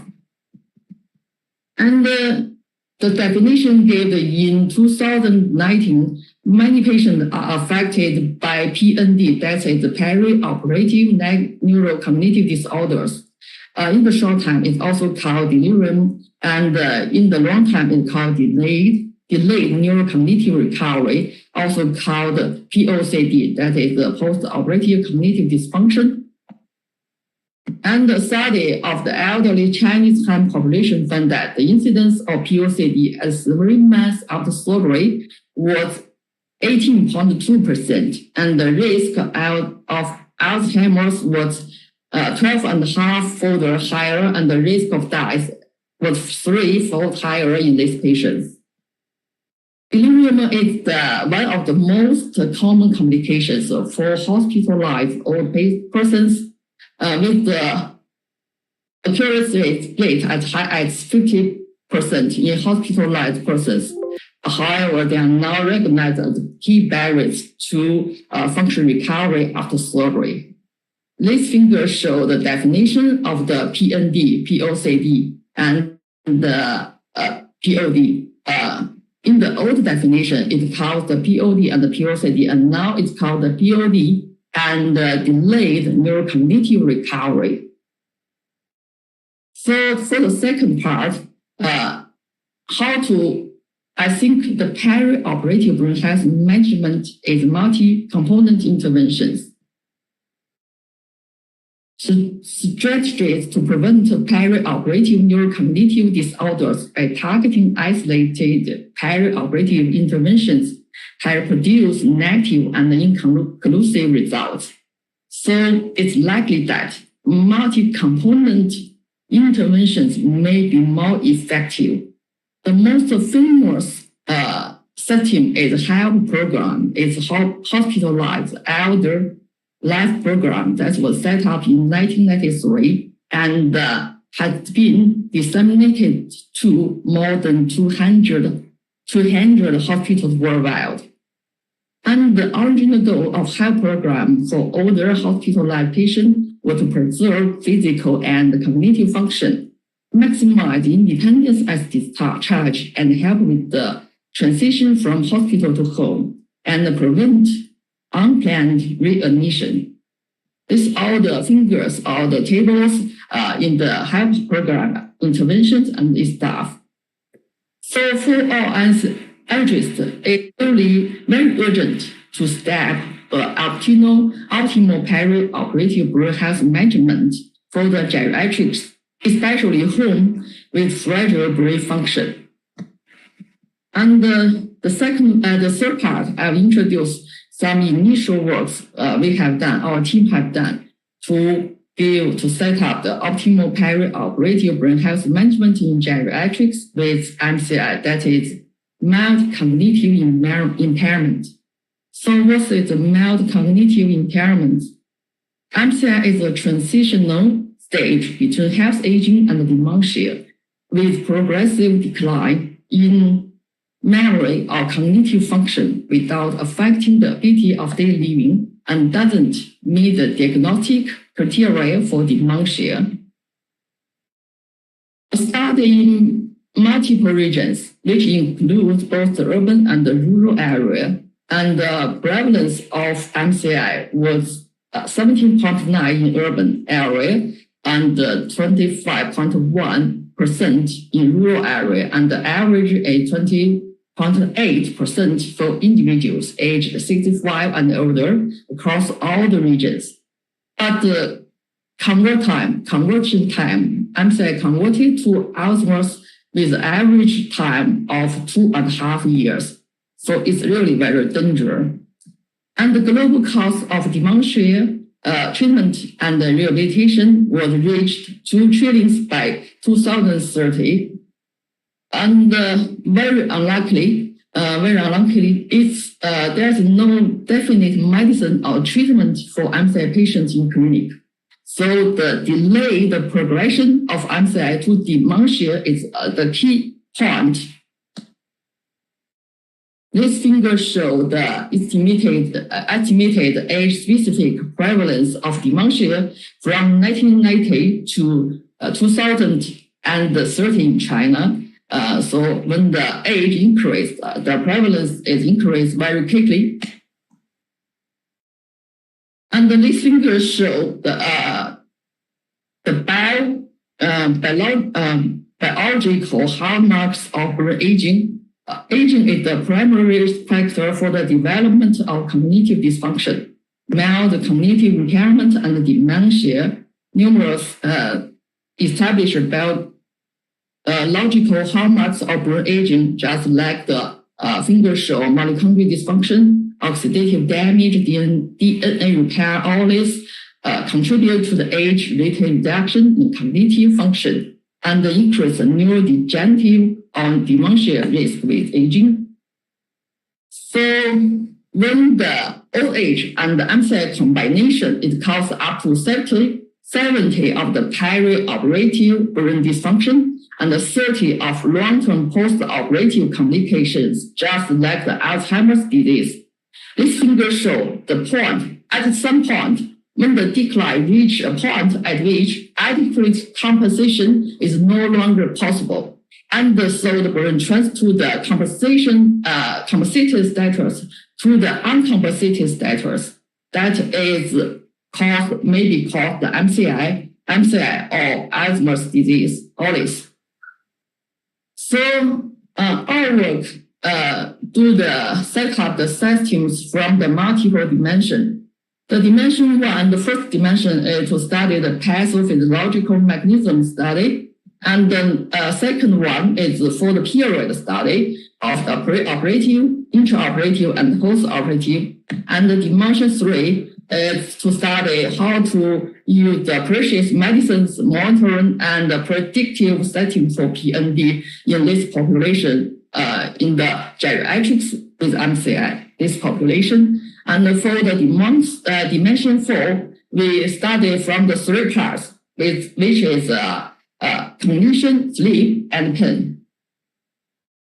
So we do this research, got some funding supporting, just like the National Science Foundation of China, just like the key project from the Tianjin Health Commission, and just a key project from Tianjin and Technology and Health Band project.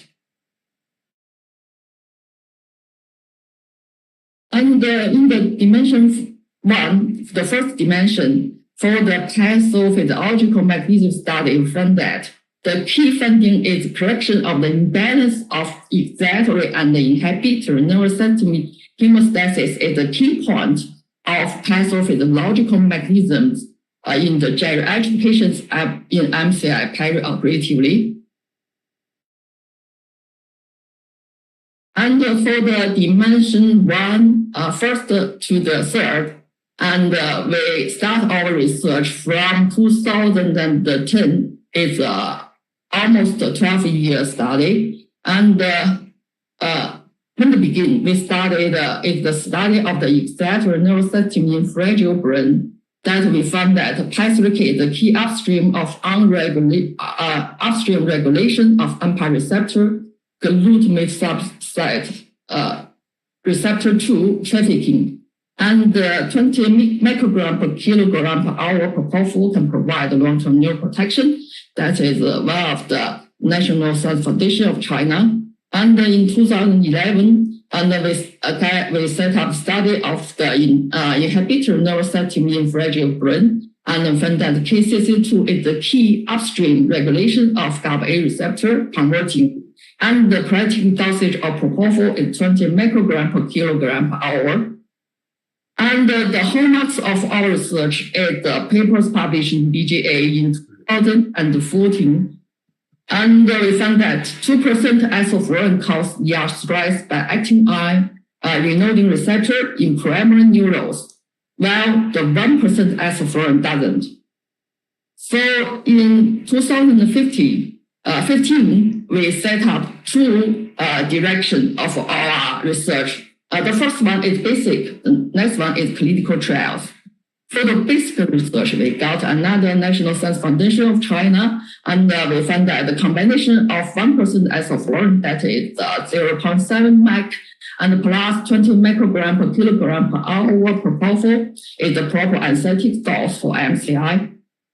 And for the clinical trials, we found in the clinical trials, TCI of propofol 1.2 microgram per milliliter, that is the equivalent to the arterial blood drug concentration intravenous infusion of 20 microgram per kilogram per hour propofol, and plus 0.7 maxilloflurane is the better dosage of the combination of anesthetics for the MCI patients. And the next one, we should give the process anesthesia. We combine the beat monitoring and combine the cerebral tissue oxygen saturation monitoring and then from 2021 to 2022, we build the predictive setting of PND in MCI geriatrics. But for the basic research, we still keep going, and we found very new biomarkers that is carry up A2B1. It can regulate the stress granule hydrogel phase transition in MCI. And then this year, we want to find the anesthetics effect and the techniques in the basic research. Okay, there is the rebuilding the predictive setting of PND MCI geriatrics. It will find the biochemical index of Ppt42 was significantly correlated with preoperative cognitive function in MCI patients, and the critical value of PND was 28.33 picogram per milliliter, and the area under curve for predicting PND was 0.711. And for the cerebral tissue oxygen saturation, it maximum exists 13.74 during the Lambert-Stan surgery in MCI patients, is the indicator to predict the PND. When the preoperative blood Ppt42 less than 28.34 picogram per milliliter, that is the high-risk patient.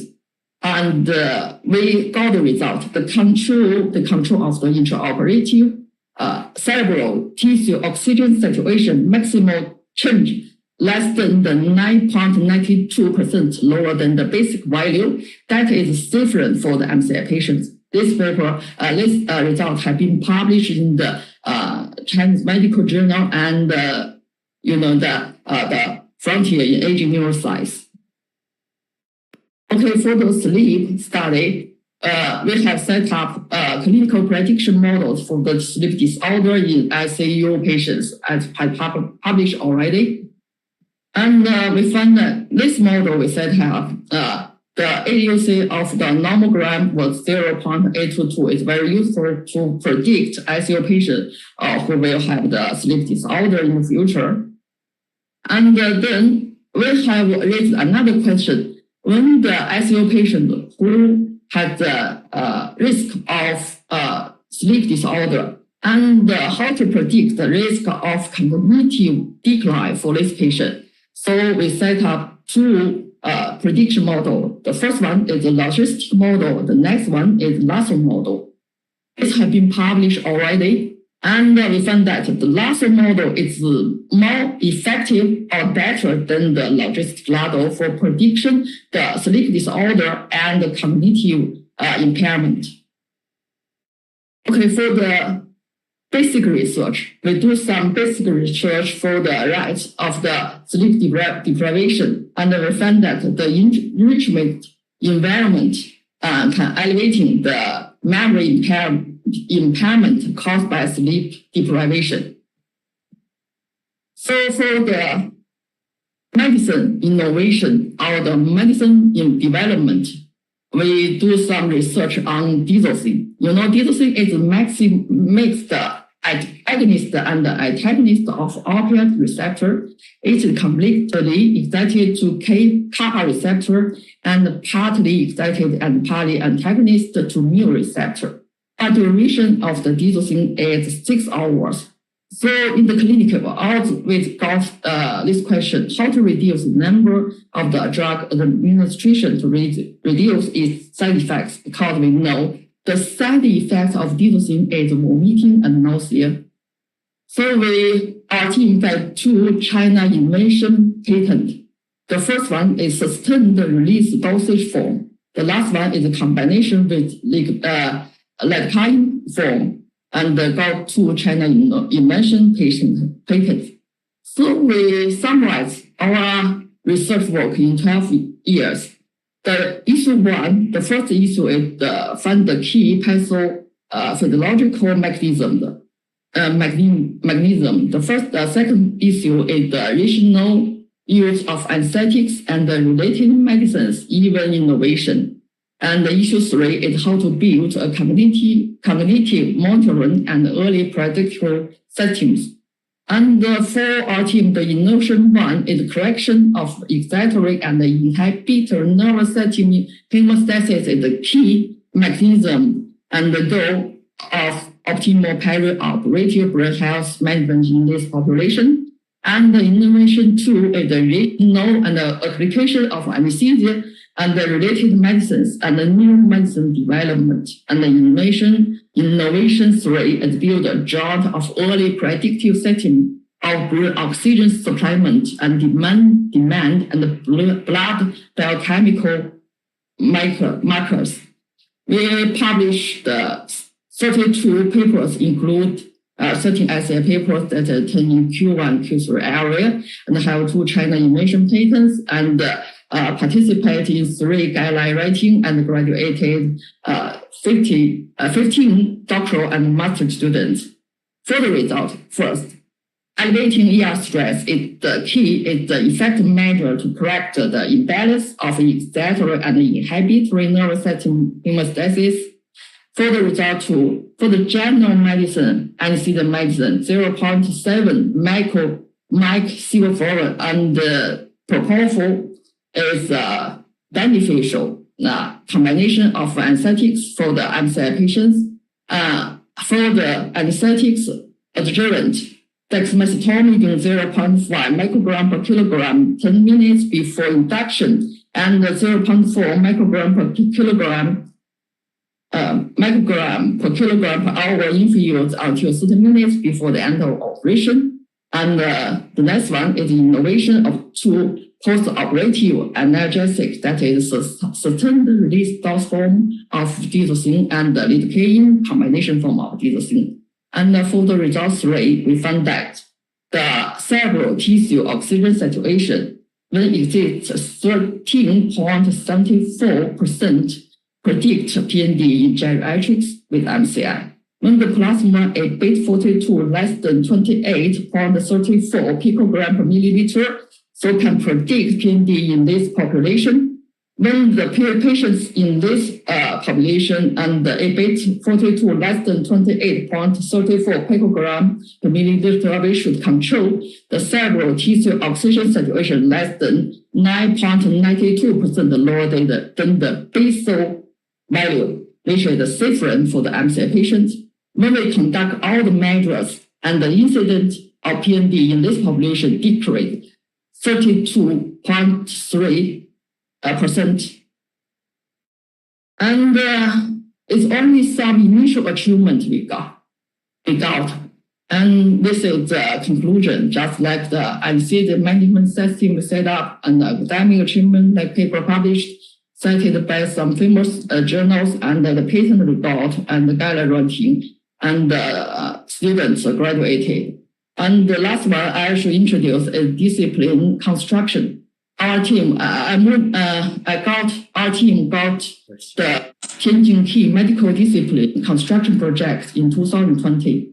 I moved to this department, Tianjin Third Central Hospital, Anesthesia department from 2015. In 6 years, we were our team about Tianjin key medical discipline construction project. So I should thank the supporting from our Chinese Society of Anesthesiologists, from the supporting of the Tianjin Health Convention from our and supporting from the leader of our hospital. And I still think we should keep on going. We should find the new early biomarkers, and we should get new idea of antagonists. Although there are some research published, there are no definite medicine or treatment for the MCI, but we still will try to do this. And the last one, we should have the combination rehabilitation for this population. So we got some fundings to support our further investigation.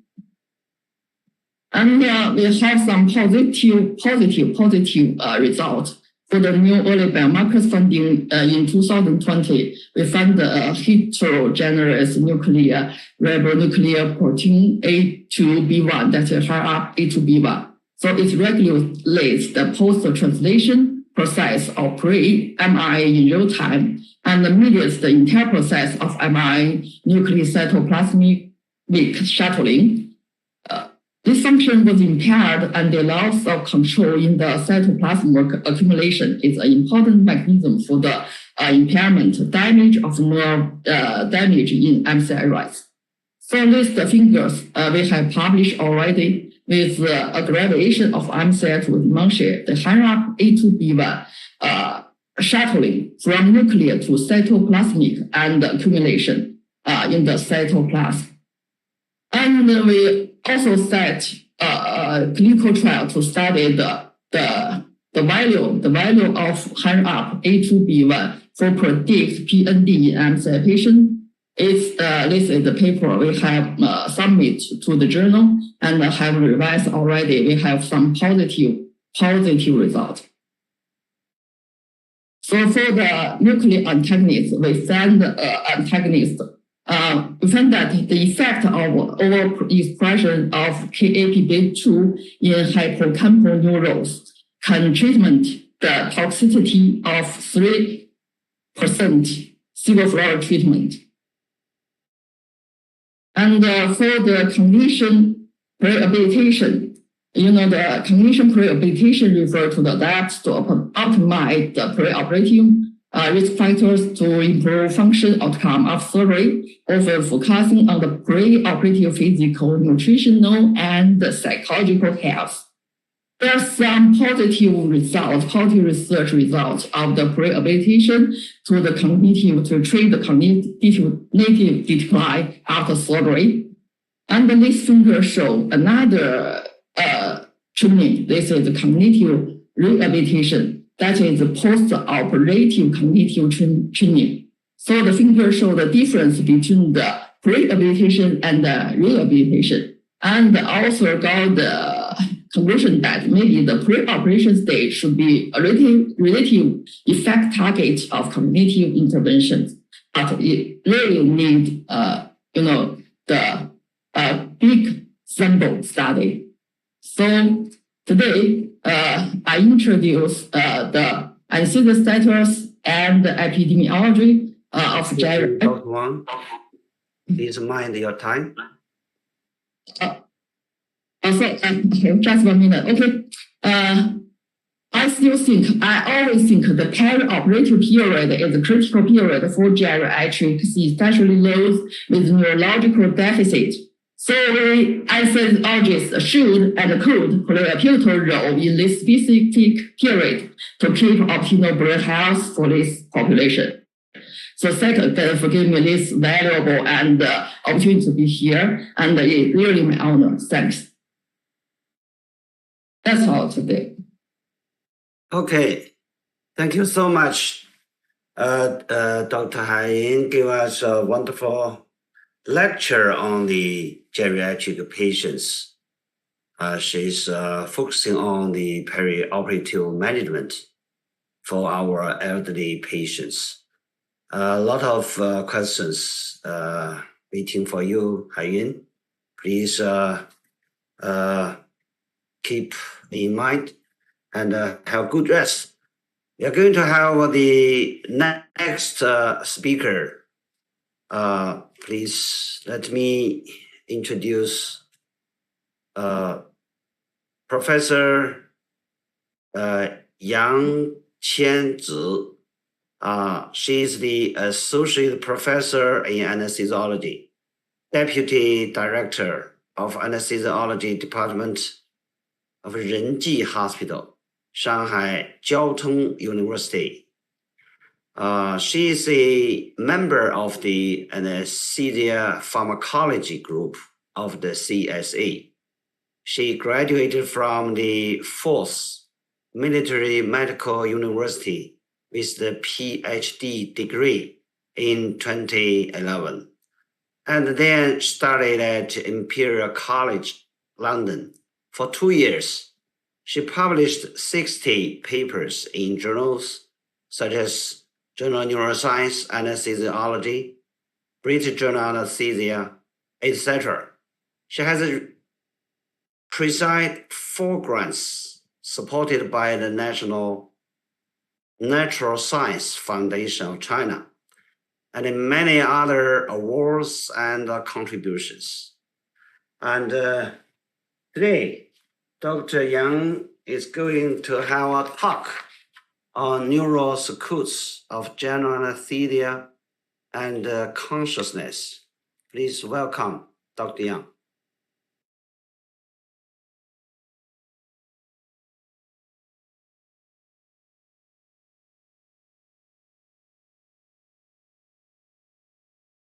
Thanks. Thank you very much, Professor Guo, for introducing me. And also, I'd like to thank for the invitation.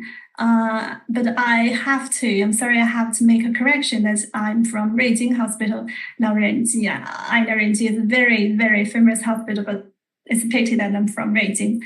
And actually, I was working in Xijing Hospital. So today, I'm going to share with you a topic about neural circuits of general anesthesia and consciousness, and some of the evidence from our team.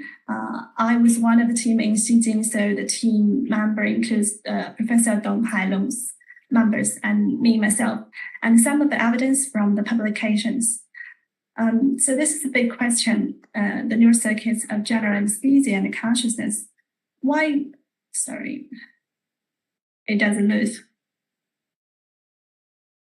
Okay, so we all know that modern general anesthetic have been used in clinic for over like 170 years, and the neurophysiological mechanism by which anesthetic drug cause loss of consciousness are fully understood. Anesthetic's action at molecular, cellular, and system levels have been studied in details at a steady state of deep anesthesia. But however, little is known about how anesthetics alter neural circuits during the transition from wake to unconsciousness. And actually, as a matter of fact, the underlying mechanism of general anesthesia is so important that the Journal of Science has listed as one of the 125 questions of the world that we most need to resolve. They said that scientists are chipping away at the drug's effects on individual neurons, but understanding how they render us unconscious will be a tougher nut to crack. And actually, we are not the only person we are curious about the anesthesia mechanism. One of the neuroscientists gave the accomplishment to the anesthesia, and he said the existence of drugs that can selectively remove consciousness should have been a gold standard to investigation into consciousness. Why? Because anesthesia is a perfect artificial way to manipulate our consciousness, and which provides a gold standard tool to study consciousness. We know that consciousness can be deconstructed into wakefulness and awareness. Wakefulness, which represents the level of consciousness, and the awareness is another side of consciousness, which represents the contents. So our consciousness can be divided into different stages according to the wakefulness and the awareness. At least for me, at this moment, I'm very awake. I should be at the peak of the wakefulness and consciousness. But actually level of contents and awareness, that's awareness of consciousness, and the level of wakefulness may not be related all the time. For example, when people in a vegetative state, or we should say unresponsiveness wakefulness syndrome, can display intact sleep-wake cycle with constant eye opening and sometimes a degree of eye tracking, but with no meaningful verbal command or other meaningful movements. So this is kind of the people have wakefulness, well, by means, but not awareness, but not with awareness. Another example is dreaming. Another example is dreaming.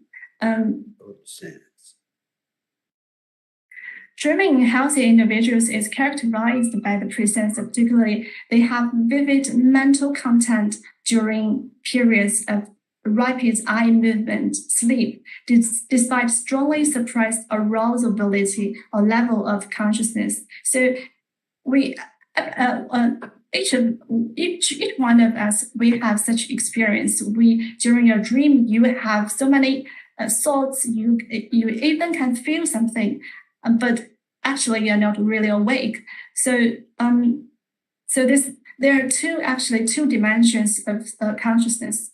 As anesthesia has two dimensions as well, because anesthetized state means anesthesia could be achieved by critically depressing the level of consciousness, critically degrading the contents of consciousness, or both.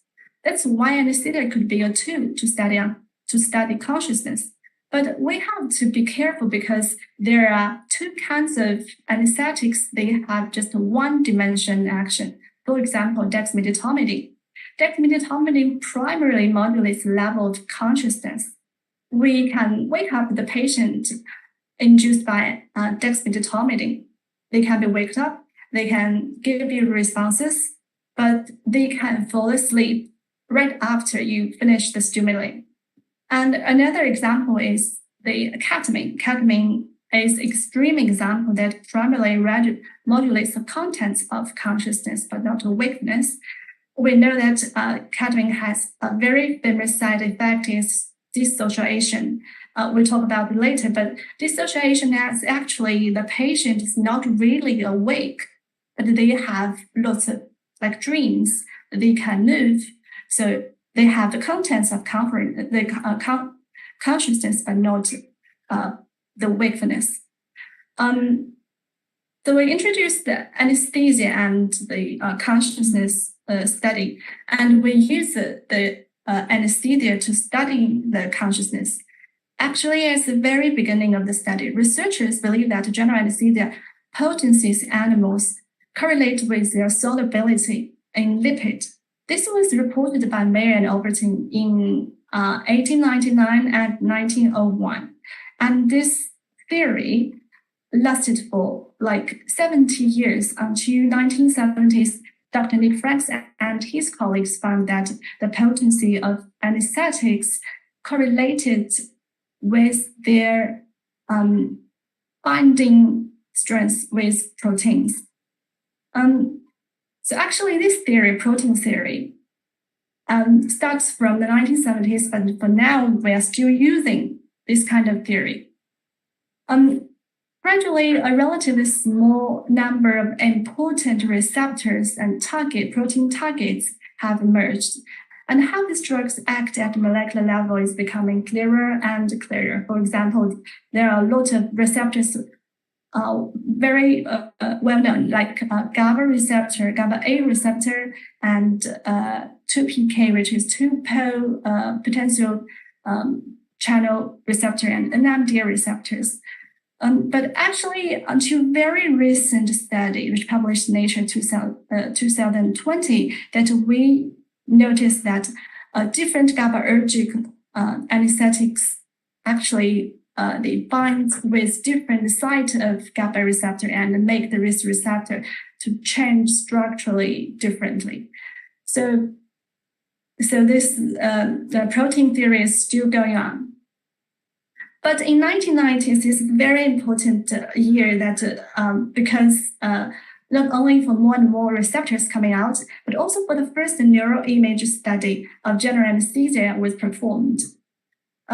Like this one in 1995, they used the PET-CT compared the regional cerebral glucose between awake and anesthesia state, and the overall we can see the overall metabolic is obviously reduced from this one to this one, but the propofol didn't uniformly depress the brain.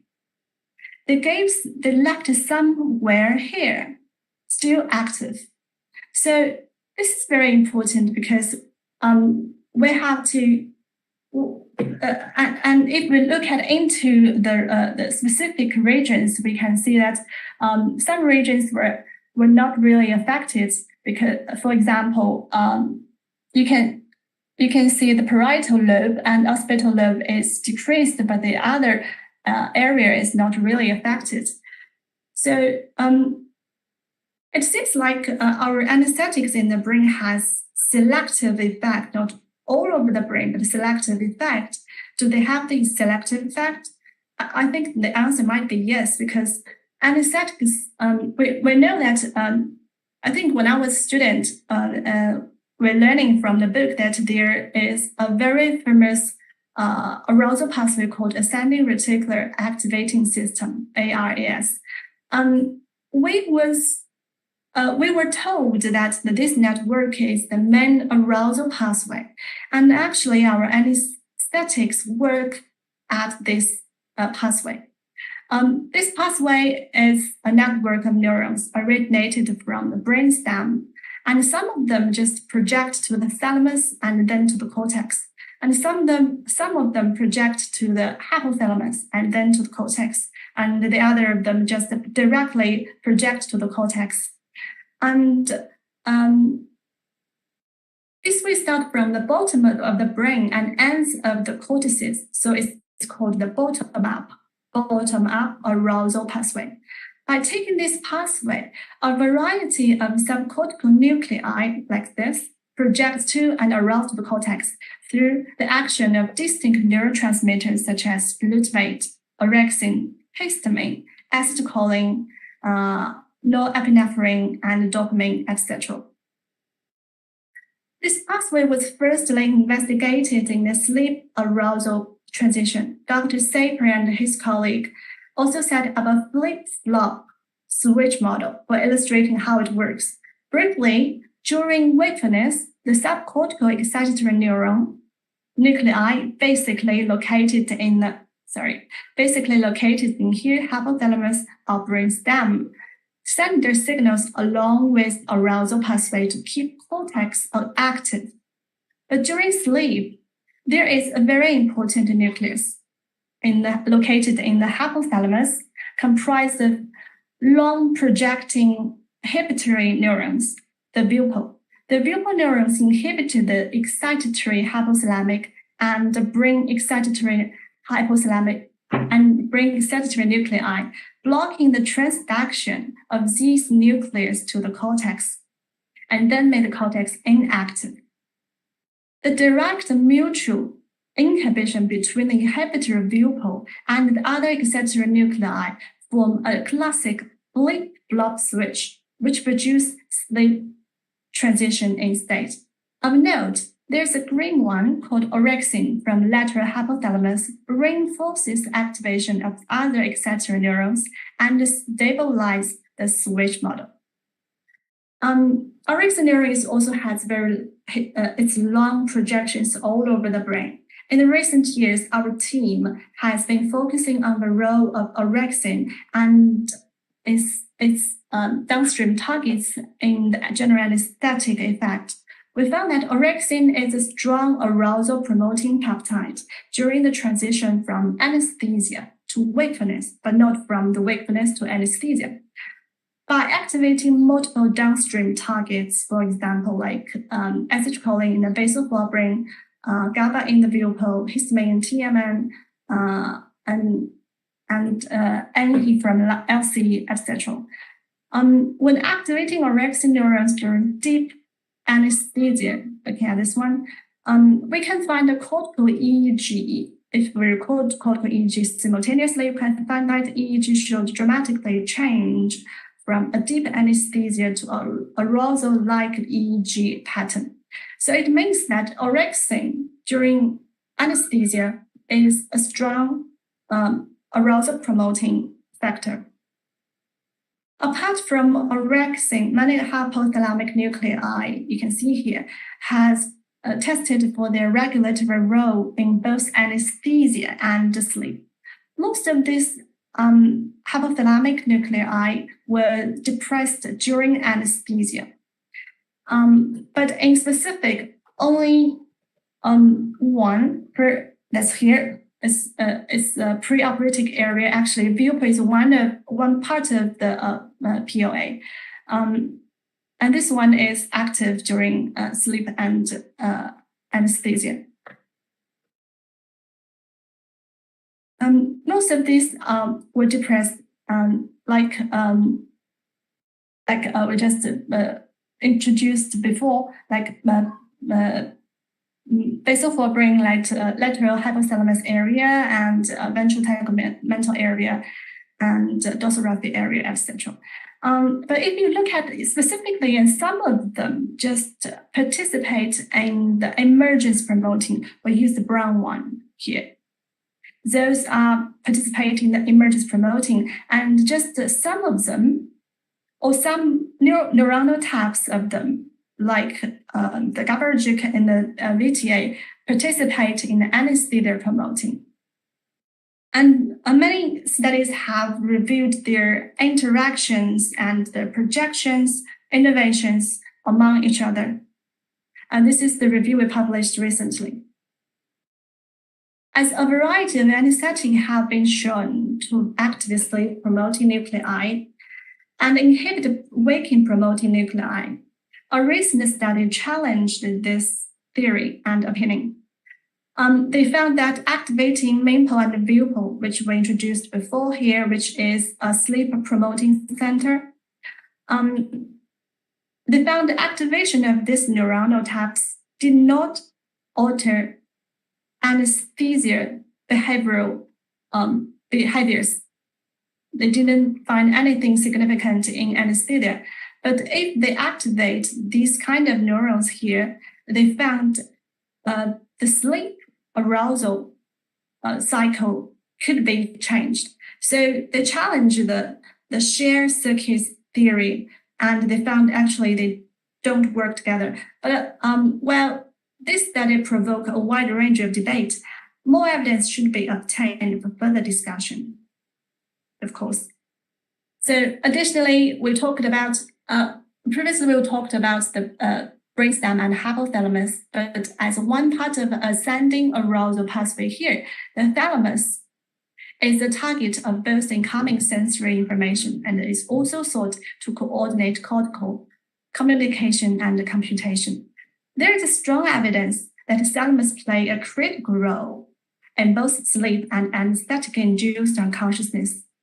Our study, we simultaneously recorded the electrophysiological changes in both thalamic areas and the cortices.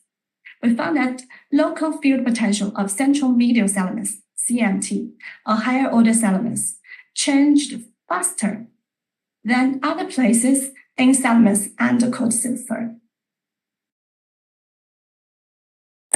So CMT changed faster in the thalamus than the places in cortices, which indicates that CMT or higher order thalamus is a trigger to to the transition from wakefulness to the anesthesia, which is quite in line with ascending arousal pathway theory. And another study recorded from the central lateral thalamus, which is very close to CMT, which is just adjacent to CMT. And they found that they also recorded the electrophysiological changes in the layers of the cortex during sleep, awake, and anesthetized monkeys. They do this study in monkey. They found that neurons in thalamus and deep layer cortical areas very sensitive to the changes of stimulus. They stimulate CL, they stimulate the CL in an anesthetized monkey and effectively restored arousal score. So they gave stimulation at CL and the monkey get just aroused, just waked up, and found this just specifically located in CL but not other places. So this again indicates that at least the higher order thalamus, but not other places in the thalamus, really have a trigger for arousal, not only in anesthesia, but also in sleep. As introduced above, most general anesthetics depress arousal promoting centers in the brain to elicit a conscious state. However, ketamine represents a key counterexample, because it activates, rather depresses the sleep, the awake promoting centers. For example, it suppresses pupil activation, but it activates the lateral hypothalamus, dorsal TMN, this is dorsal again. And this is another excitatory center. So it's definitely the opposite of the GABAergic anesthetics like propofol and anesthesia. So ketamine is not considered to induce anesthesia by inhibiting a bottom-up pathway because it activates all the bottom-up nuclei. But actually, ketamine breaks down the cortical connectivity. The evidence is from our group. We published this journal recently that we found we're using in vivo microdialysis and HPLC-MS analysis and EEG recording simultaneously.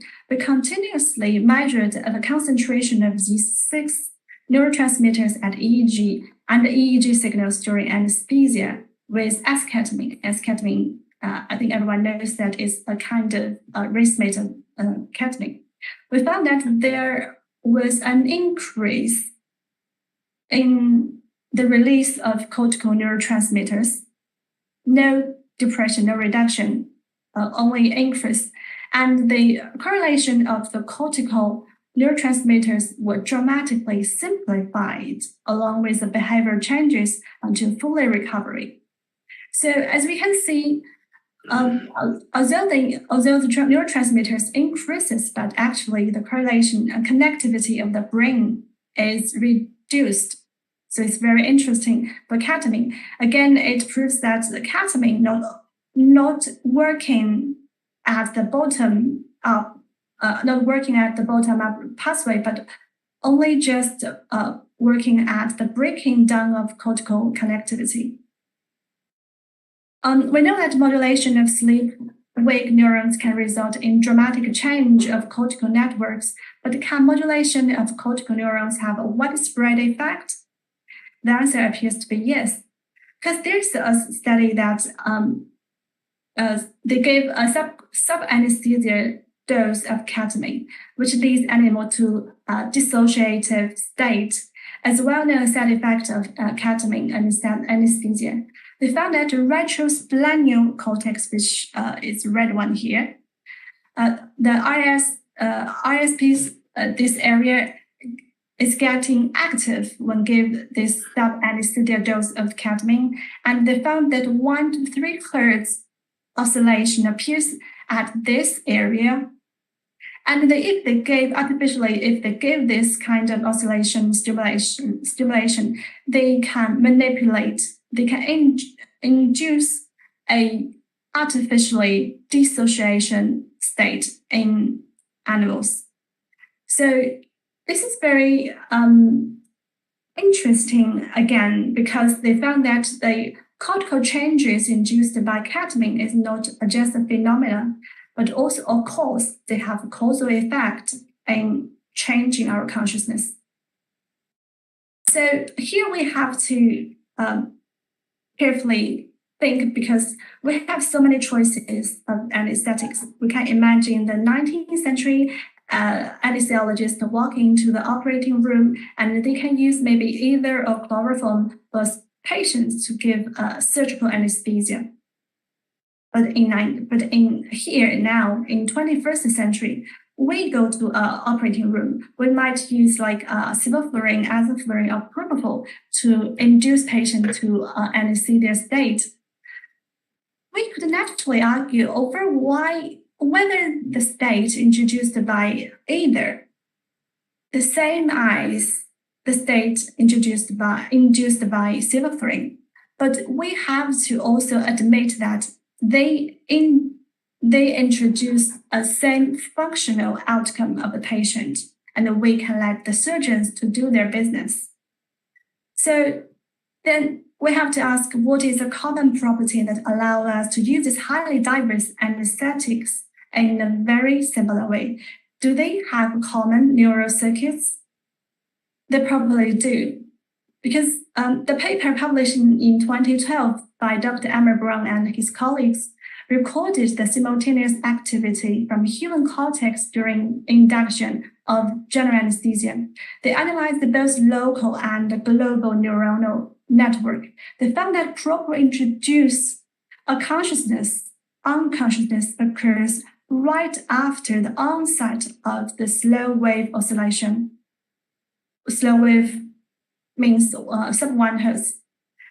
The slow oscillation in the distant EEG channels, which over 4 millimeter, does not have the same phases.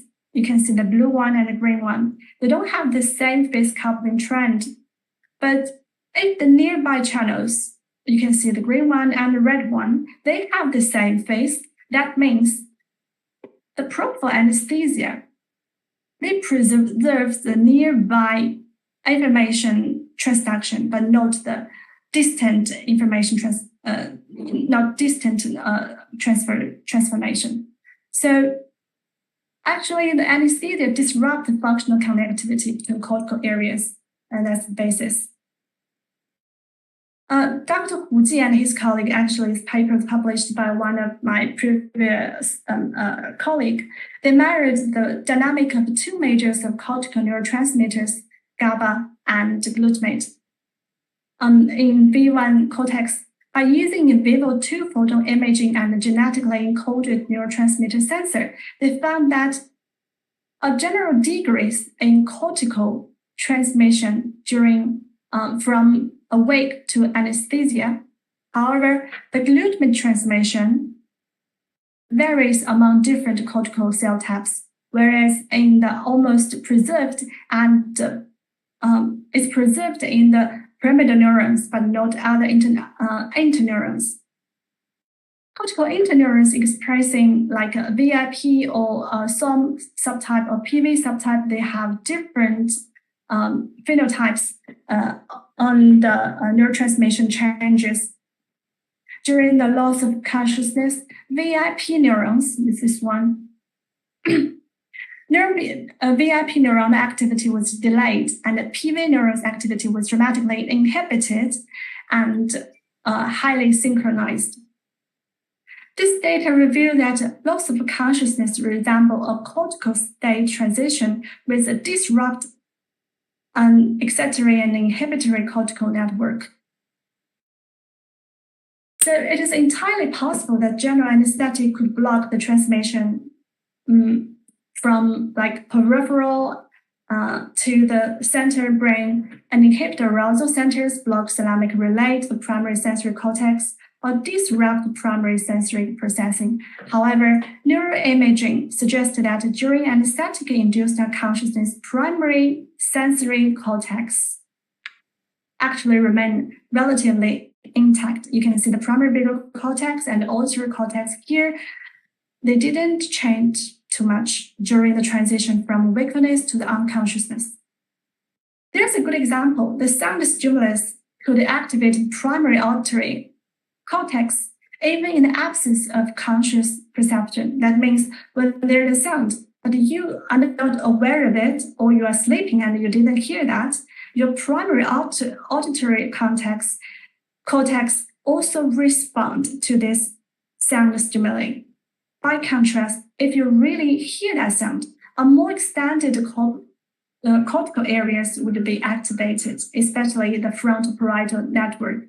Actually, in terms of awareness, evidence accumulating that consciousness experience that not correlated with the process at the level of primary sensory cortex. Excuse me, Dr. Yang. Yes. Please mind your time. Okay, I will. Thanks for reminding. So I would like to introduce you here is that the cortical connection from top-down pathway can be a common neural circuits for anesthesia, because if you look at the connections from the frontal to parietal and parietal frontal, you can see the big changes across different anesthetics from ketamine, propofol, sevoflurane. You will see the big changes is the red curve. The red curve is the frontal parietal connection. They changed, but actually from the parietal to frontal connection largely remained.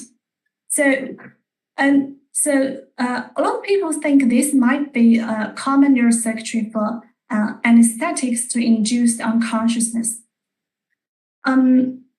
There's a good example. They test the theory that they found. They used a very good model, and they used the layer 5 cortical pyramidal neurons, because layer 5 pyramidal neurons have a central role in feedback signal between brain areas.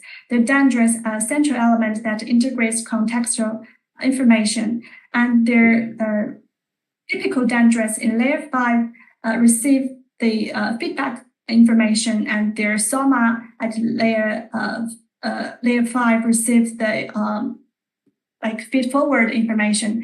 And this study, they found that in a wake state, the stimulation of the apical compartment had a large effect and led to a high-frequency firing of neurons. However, the anesthetics made this influence disappear.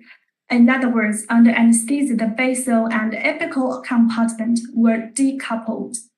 At the same time, the soma of the layer 5, they received the projections from the hair order thalamus. And this innovation was to stabilize and enhances the coupling from the apical dendrites to the soma. So this is a good explanation for us to say, actually, there's a mechanism inside of the pyramidal neurons which combine the two theory, including the feedback, the top-down theory, and the bottom-up theory together. So actually, if you look at other studies, more and more people believe that our brain processing information, including those two theories, top-down and bottom-up. So I still want to discuss a bit about the topic today. Actually, there has controversies regarding the precise mechanism of anesthetic-induced unconsciousness. Two salient approaches have been emerged within system neuroscience. One is the prominent approach in the bottom-up paradigm, which argues that anesthetics suppress consciousness by modulating sleep-wake nuclei and the neural circuits in the brainstem. Other places which involve controlled arousal state. Another approach is the top-down paradigm we introduced a lot today, which argues that anesthetic suppresses consciousness by modulating the cortical and thalamocortical circuits. But actually, there's compelling evidence for both bottom-up and top-down mechanism. Anesthetic-induced consciousness. What evidence we are looking for is actually to prove whether one or the other approach is superior, or whether we can set up a comprehensive framework that could review the interrelationship of these two approaches. The one thing we have to remember is the bottom-up and top-down actions of anesthetics modulate different dimensions of consciousness, with bottom-up process depressing determinant of the level of consciousness and top-down process degrading of deorganizing of the contents of consciousness. So again, I would like to thank for the invitation, and I would to give my appreciation to my team member, especially Professor Hailong Dong from Jing Hospital. Thanks very much for your listening. Thank you, Dr. Yang, for your excellent lecture, and thank you, Dr. Dong Hailong, for his wonderful research on the consciousness and anesthesia. We still have, now we are going to have the question and answer time. And it's my great honor to introduce our two panel guests. And the first panel guest is Professor Wang E. She is the chair in the Department of Anesthesiology at Xiangya Hospital, Central Science University. And Professor Wang is the professor in the cardiovascular anesthesia at TE and TTE. She majored, her major scientific achievements includes the, now she is the deputy leader of ultrasound group of CSA, member of a committee of CAA. She has 10 grants from National Key Research and Development Program of China and the National Natural Science Foundation. She published more than 100 papers and won 2 Provincial Science and Technology Progress Awards, many contributions. And next panel guest is Professor Cao Xuezhao. He's the chief physician,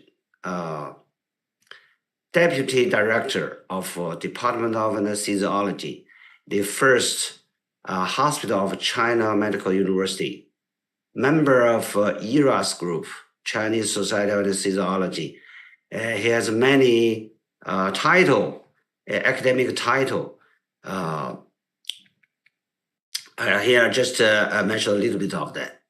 Now we welcome the panel guests, Professor Wang and Professor Cao Xuezhao. Do you have any comments, Professor Wang? Yes. Thank you very much for introduction and inviting me to the discussion. Thanks for the speakers' impressive lectures and expounding the 3 interesting topics very comprehensively. Dr. Liu gave us a topic on challenges in healthcare quality management. We know the goal of quality management is to improve the healthcare and the patient's outcomes. And we must engage in efforts to understand the causes of poor performance and develop fundamental better systems of patient care. Dr. Liu Wei emphasized the importance of culture of safety and quality measurements. Quality measurements in healthcare rest on a framework. It's composed of outcomes, healthcare processes, and hospital structures. And we know the outcome represents the ultimate goal of healthcare, and healthcare processes represent the delivery of special clinical services to patients. And healthcare processes have been shown to be associated with better health outcomes. And the hospital structure characteristics can enhance the quality of the better performance. But our efforts to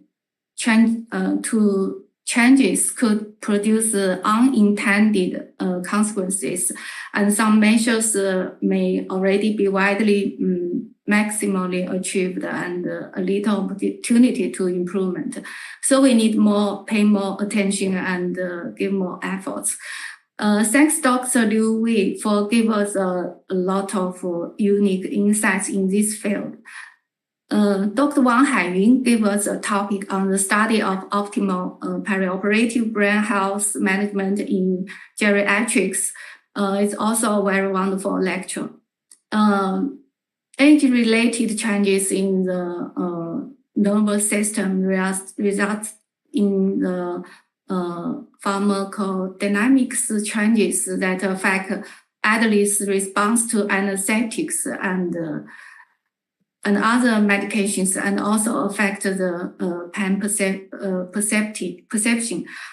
Although the mechanisms are not clear, but it's known that post-operative central nervous system complications, particular post-operative delirium and post-operative cognitive deficit, are primarily problem in old patients, such as Haiyun discussed the undiagnosed MCI, dementia, and neurodegenerative diseases may present in some old patients. So we need to pay more attention to their frailty, cognitive function, and sleep disorders, and pain management, and so on. Dr. Wang Haiyun also showed us their important clinical and basic research work in these areas.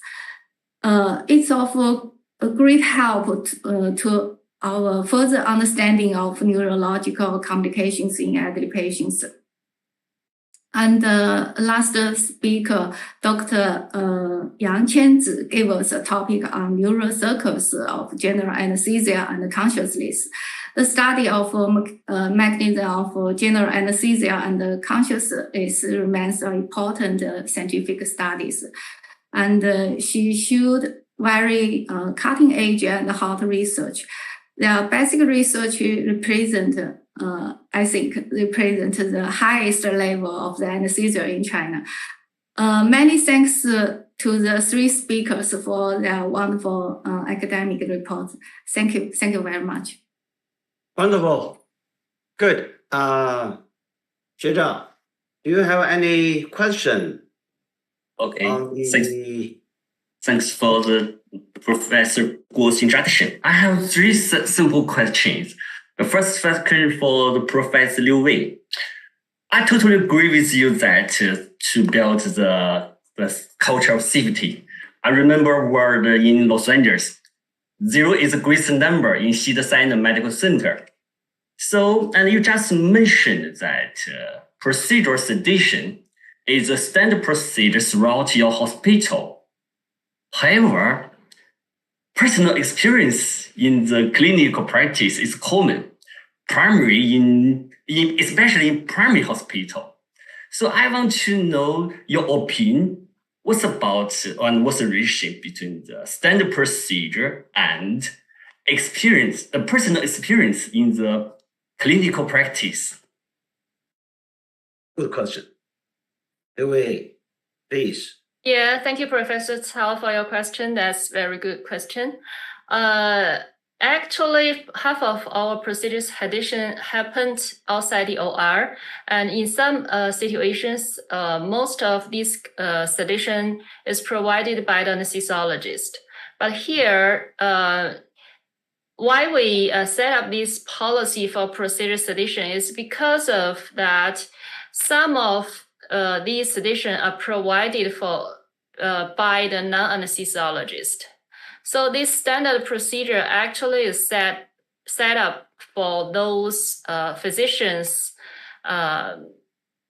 besides except the anesthesiologist in different situation, different area, like CT or especially for those pediatric children by the pediatrician, and also in the ICU setting provided by the ICU doctors, and also major happened in the ER.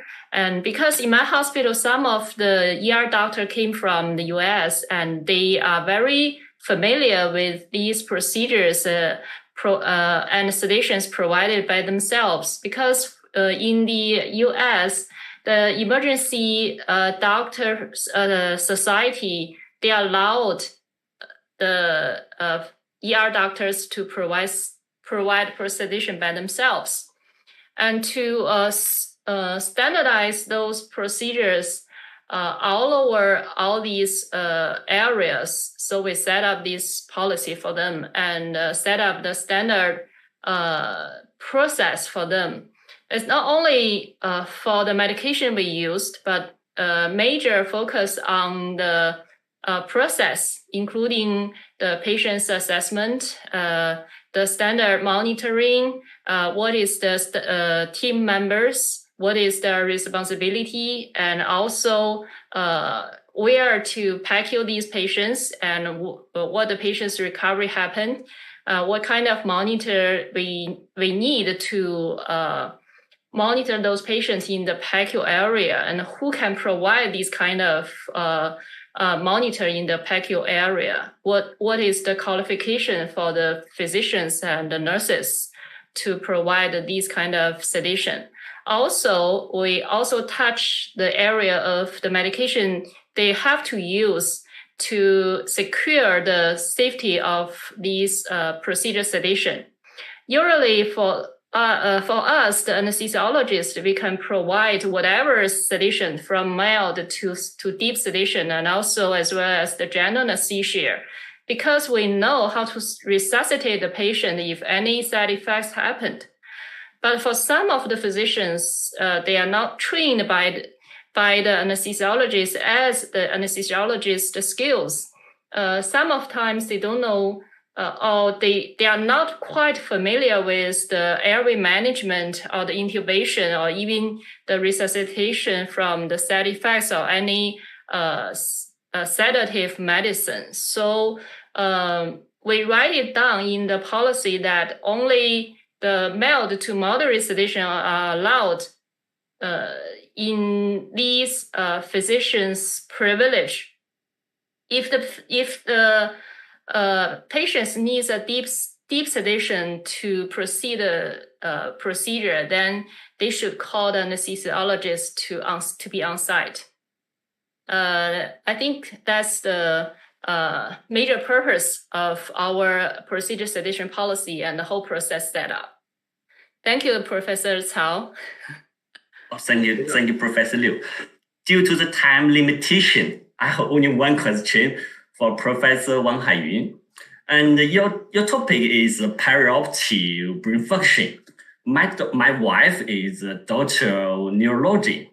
She always asks with me that for the perioperative stroke, post-operative stroke, CT or MRI is a common tool for the diagnosis and treatment. And you just mentioned to build predictive system for the perioperative brain protection. So I want to know the role of cerebrovascular ultrasound. The ultrasound, cerebrovascular ultrasound for the protection of brain function, especially for the aged patient, especially coexist with cerebrovascular risk factors. Thank you. Okay, thank you so much for Professor Hall for your good question. It's really a very wonderful question. And it's also the aim of the project, the original goal of our study. And the study, when our team began, we studied the effects of anesthetics to the cerebral ischemia reperfusion in some basic research. But in 2015, and we found the prevalence of MCI patients is mild cognitive impairments is very popular in the clinic. So we transferred to our project to study do some research of the mild cognitive impairment.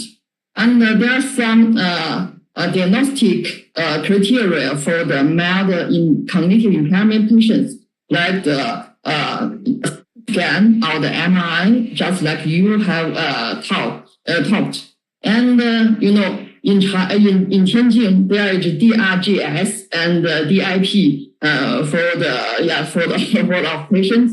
So because the MCI patients, they are the population who has only some cognitive decline, but they have the decline in the daily working ability. So it's very difficult to give this kind of patient to the CT scan or the MRI check. So for the 4 to 6 years, we want to find a good biomarkers in blood to detect the dangers of this patient for the process of the PND, because PND may be cause this patient to the dementia and cause the patient to the Alzheimer's disease in the future. And these are my questions. These are my answers. Thank you so much for your good questions. Thank you. Thank you. Good. Any other questions? Okay, I have a question for Dr. Yang. What's the role of EEG in the clinical setting for our anesthesiologist? You mean in clinic or in research? Yes, in research of consciousness. In consciousness. Firstly, it's a very good tool because we can't see consciousness. We can describe consciousness, but we can't see it. But EEG is just like an eye for us. We can see how the brain changes during the transition from wakefulness to the unconsciousness, from unconsciousness or anesthesia to the wakefulness. So EEG is the monitor. They can help us to see how the brain changes. For the second side, because actually EEG is a reflection, or we can say expression of our brain. They have the underlying mechanism. For example, I didn't show today because we all know during anesthesia, there is anteriorization of alpha oscillation from our occipital to the prefrontal lobe. And actually, alpha oscillation has its own mechanism. It's a kind of thalamus. It's a connection and vibration from the thalamus to cortex. It's kind of thalamocortical loop shaking to make the alpha oscillation. So if we use EEG and we find a marker of EEG and we analyze how the marker is made by our brain, we actually is revealing the mechanism of how our brain responds to anesthesia. So actually two sides. One is the monitor, or the other one is a tool for interpreting the mechanism of anesthesia. Good. Another question is, as an anesthesiologist, we do the induction anesthesia and the patient loss of the consciousness. And during the maintenance of anesthesia, we noticed that maybe the patient still have some kind of consciousness, but we just don't know. So that's turned out another topic is, what's the content of consciousness during general anesthesia? How can we detect the content? Dr. Yang.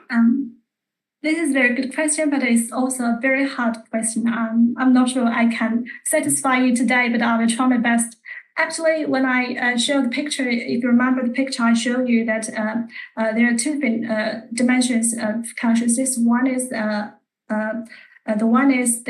content, and the other one is the level. But actually, the lower peak of this picture is the deep anesthesia. That means at the nowadays opinion, deep anesthesia state doesn't have content of consciousness.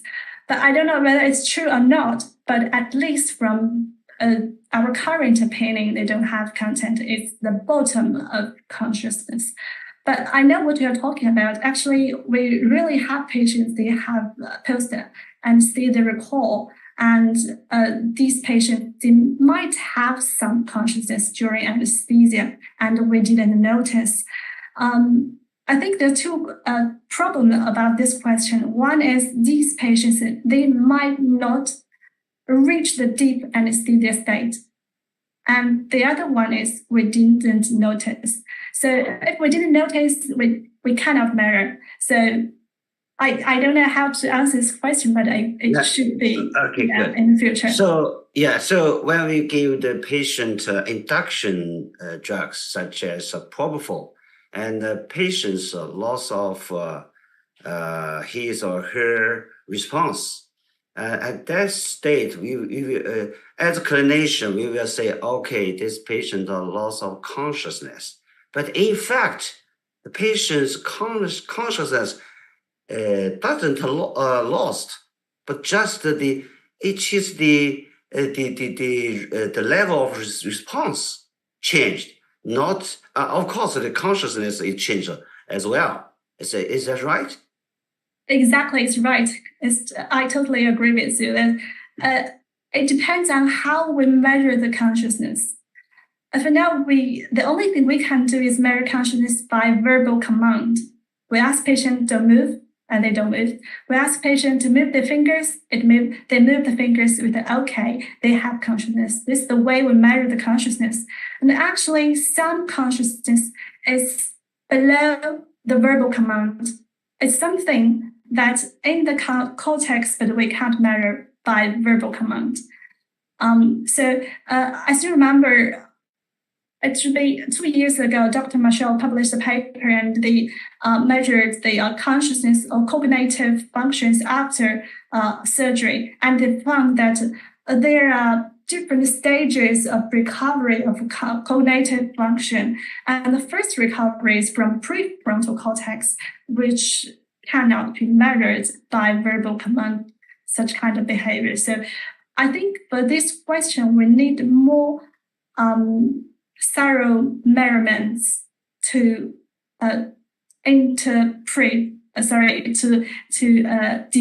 describe our cognition and consciousness. Yes. It's tougher. It's tougher not to track. Yes, exactly. Yes. Thank you so much. Thank you all. Yeah, your English is very impressive. Thank you. Thank you so much. And we have no time. We have to say goodbye. And now I think we please welcome Professor Tianze Li give us a summary of this session. Professor Li. Yeah, Professor Guo, thank you all of the speaker, and thank you all of the panel guests. Thank you for your comments. I think Professor Guo, please, you make the final concluding speech. Thank you, Tianze. In this session, 3 keynote speakers give us wonderful lectures I never heard. The first speaker, Professor Liu, she's not only a excellent anesthesiologist, but also a excellent manager at the hospital level, the systemic level. And the second keynote speaker, Haiyun Wang, is also a anesthesiologist, excellent and outstanding. And she's also the president of a tertiary hospital. So It's very impressive. And the last one, but not the least, Professor Yang Zixin gave us a deep insight, wonderful research on the relationship between anesthesia and the consciousness. All these three keynote speakers give us just a superb topic on the current development of anesthesiology, not only in a clinical setting, but also in the forefront of clinical research and basic research, and even in the brain science. Thank you all for the speakers, the panel guests, and all the participants online. Thank you so much. I have to say that's the end of this session, and have a good weekend. Thank you so much. Enjoy life. Thank you. Bye-bye. Bye-bye. Thank you. Thank you. Thank you.